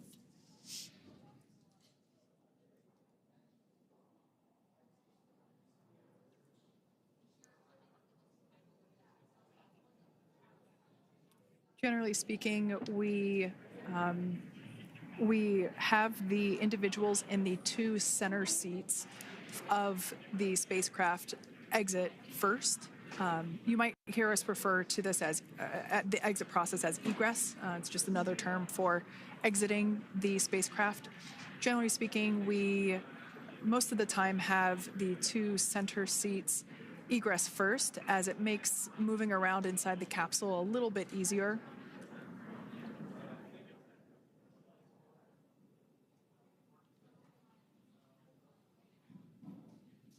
We can see the tablets that were previously located on the upper leg of the crew members. We can see those being handed out to the recovery team.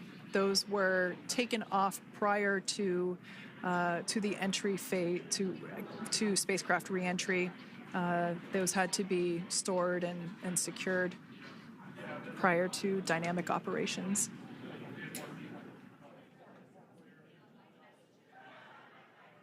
It looks like we are starting to see the footrests also be removed. I just saw one there on the screen.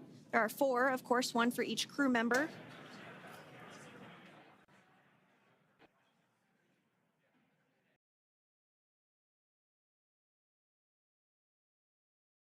Those footrests are made out of carbon fiber and are actually sized appropriately for each crew member, as everybody has different measurements and different leg lengths. Same goes for the armrests and the bucket length of each seat. We size those appropriately for the crew members and to ensure their comfort and safety. I believe we just saw the little ramp that is used to help slide the crew members out from inside the spacecraft. And once the crew does exit Dragon Freedom, they will be placed on to a stretcher to go to a medical bay for medical checkouts. This is standard procedure for all Dragon spacecraft flights that Splashdown crewed, as well as for our Soyuz spacecraft that land in Kazakhstan.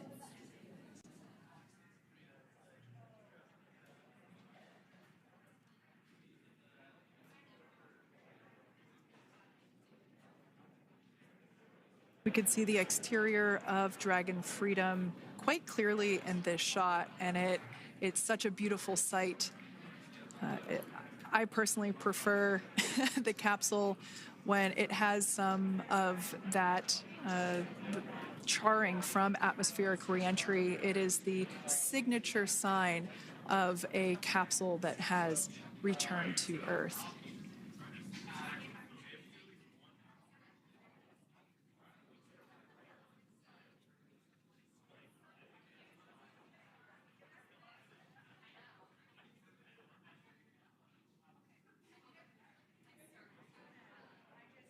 Continuing to stand by for our first crew member to egress or exit for Dragon Freedom following their splashdown at 2:57 p.m. Pacific time.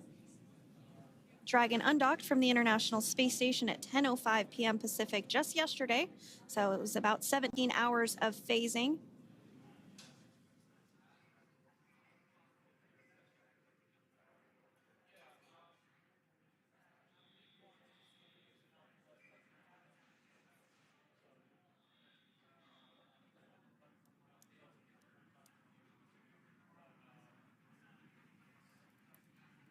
And while on board the International Space Station, Crew-9 contributed to 900 hours of science, over 150 research experiments and investigations. making great use of the microgravity lab of the International Space Station, which celebrates 25 years of continuous human presence this November.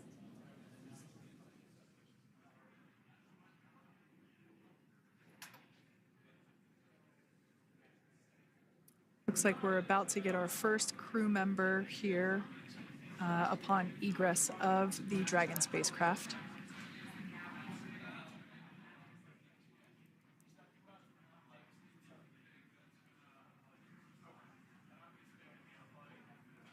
So we are standing by for that egress. Outside of Dragon, you do see one of those stretchers. This is the expected procedure as the crew will be taken to medical facilities following their exit from Dragon.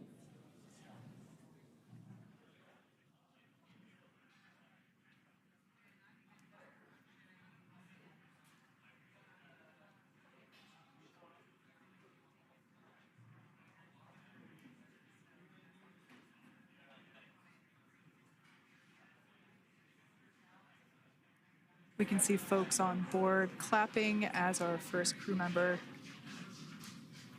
And that is NASA astronaut Nick Hague, commander of Crew-9, now out of Crew Dragon Freedom. Some smiles, thumbs up, and a wave. Can't get any better than that. Yeah, that is one happy camper, that's for sure. As we said before, it is standard procedure for all of our long-duration crew members to receive assistance upon egressing from the spacecraft. We basically help them move off of the recovery deck and into the private medical quarters for their initial consultation with the SpaceX flight surgeon. So we'll see that take place for all 4 of our crew members today.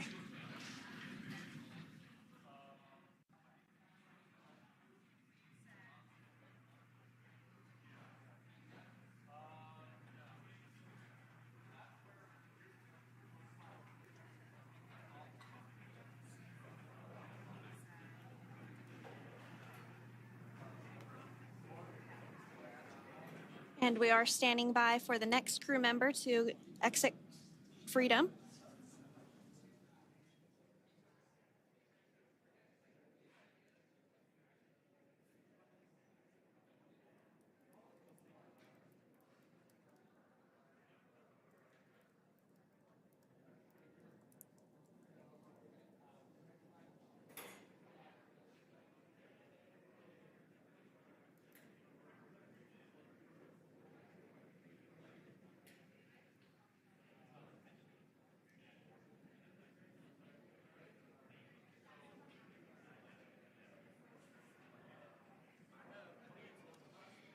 Next up out of the capsule, we expect Roscosmos cosmonaut Alexander Gorbanov. His first space flight. Spent 171 days in space alongside NASA astronaut Nick Hague. Looks like we're getting some cheers and clapping on board as Alexander is slid down the little ramp and placed into the mobility aid. Once again, big smile.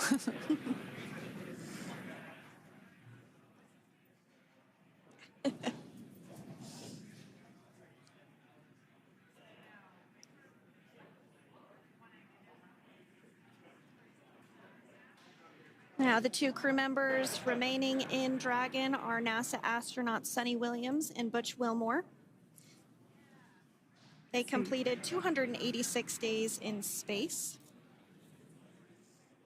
One of the remaining footrests being removed from the Dragon spacecraft.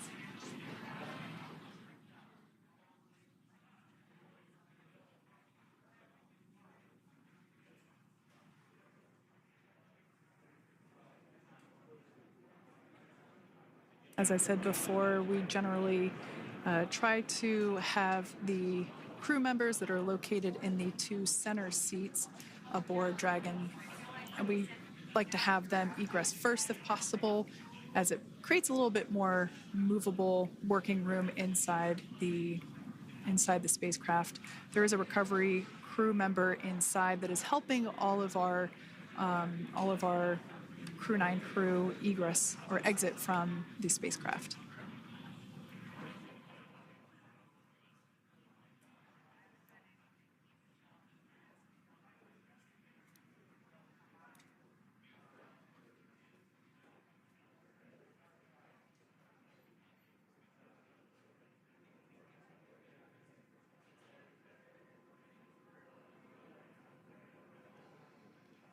We are standing by for the next crew member to egress or exit Crew Dragon Freedom following the splashdown not even an hour ago at 2:57 p.m. Pacific time.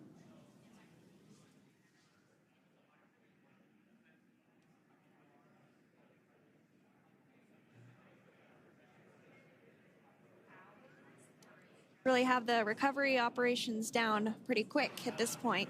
Yeah, it's pretty incredible to think that, just 5 years ago when we were doing the initial demonstration missions of the Dragon for Crew Dragon, that now we're under about 30 minutes for, to retrieve the spacecraft from the water, and just several minutes here while it's been on board and to get everyone, really to get that side hatch open.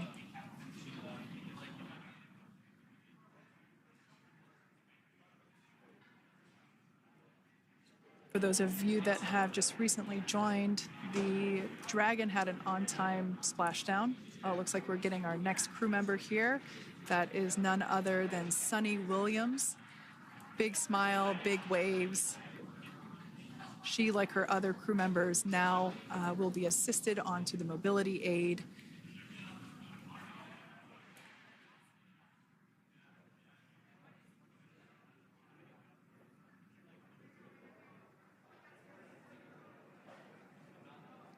There we have it, some waves, some thumbs up, and some smiles.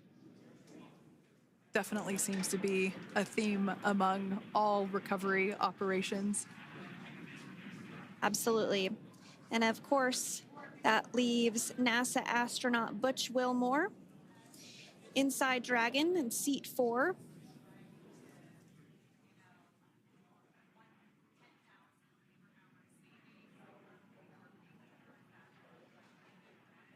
We're getting some views of him now as he egresses or exits the spacecraft.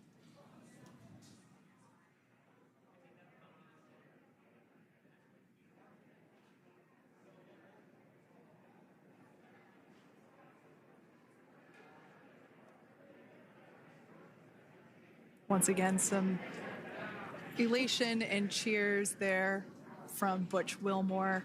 As we mentioned before, returning to Earth from coming from a microgravity environment can wreak havoc on the body. So it is customary and just standard procedure for all of our long-term space residents to get assistance once they are back on board the recovery vessel.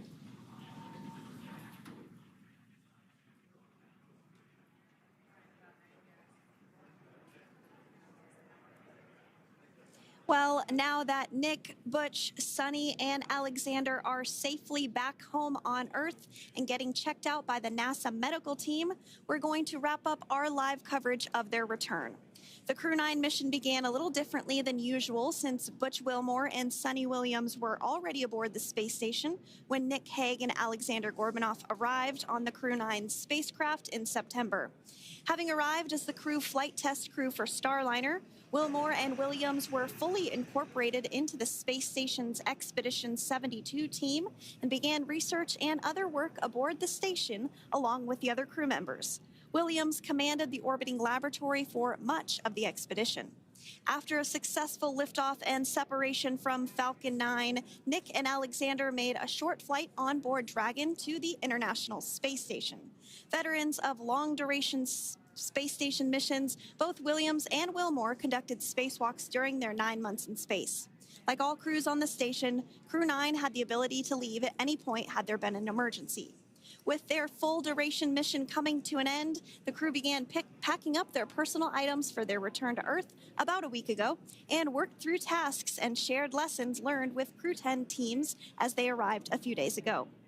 Their journey home began about 17 hours ago when they closed the forward hatch to Dragon and undocked from the space station at 10:05 p.m. Pacific, 1:05 a.m. Eastern.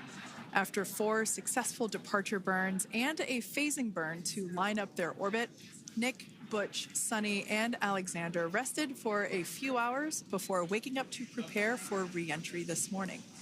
We jettisoned Dragon's trunk and performed our final on-orbit maneuver, the approximately 7.5-minute-long deorbit burn, and that occurred at 2:11 p.m. Pacific, 5:11 p.m. Eastern Time. And that sent Dragon on its path home.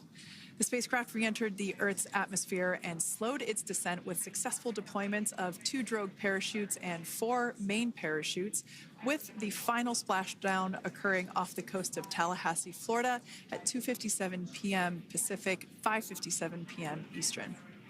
Following that successful splashdown, we saw SpaceX recovery experts move in and prepare Dragon Freedom for its lift onto the recovery vessel.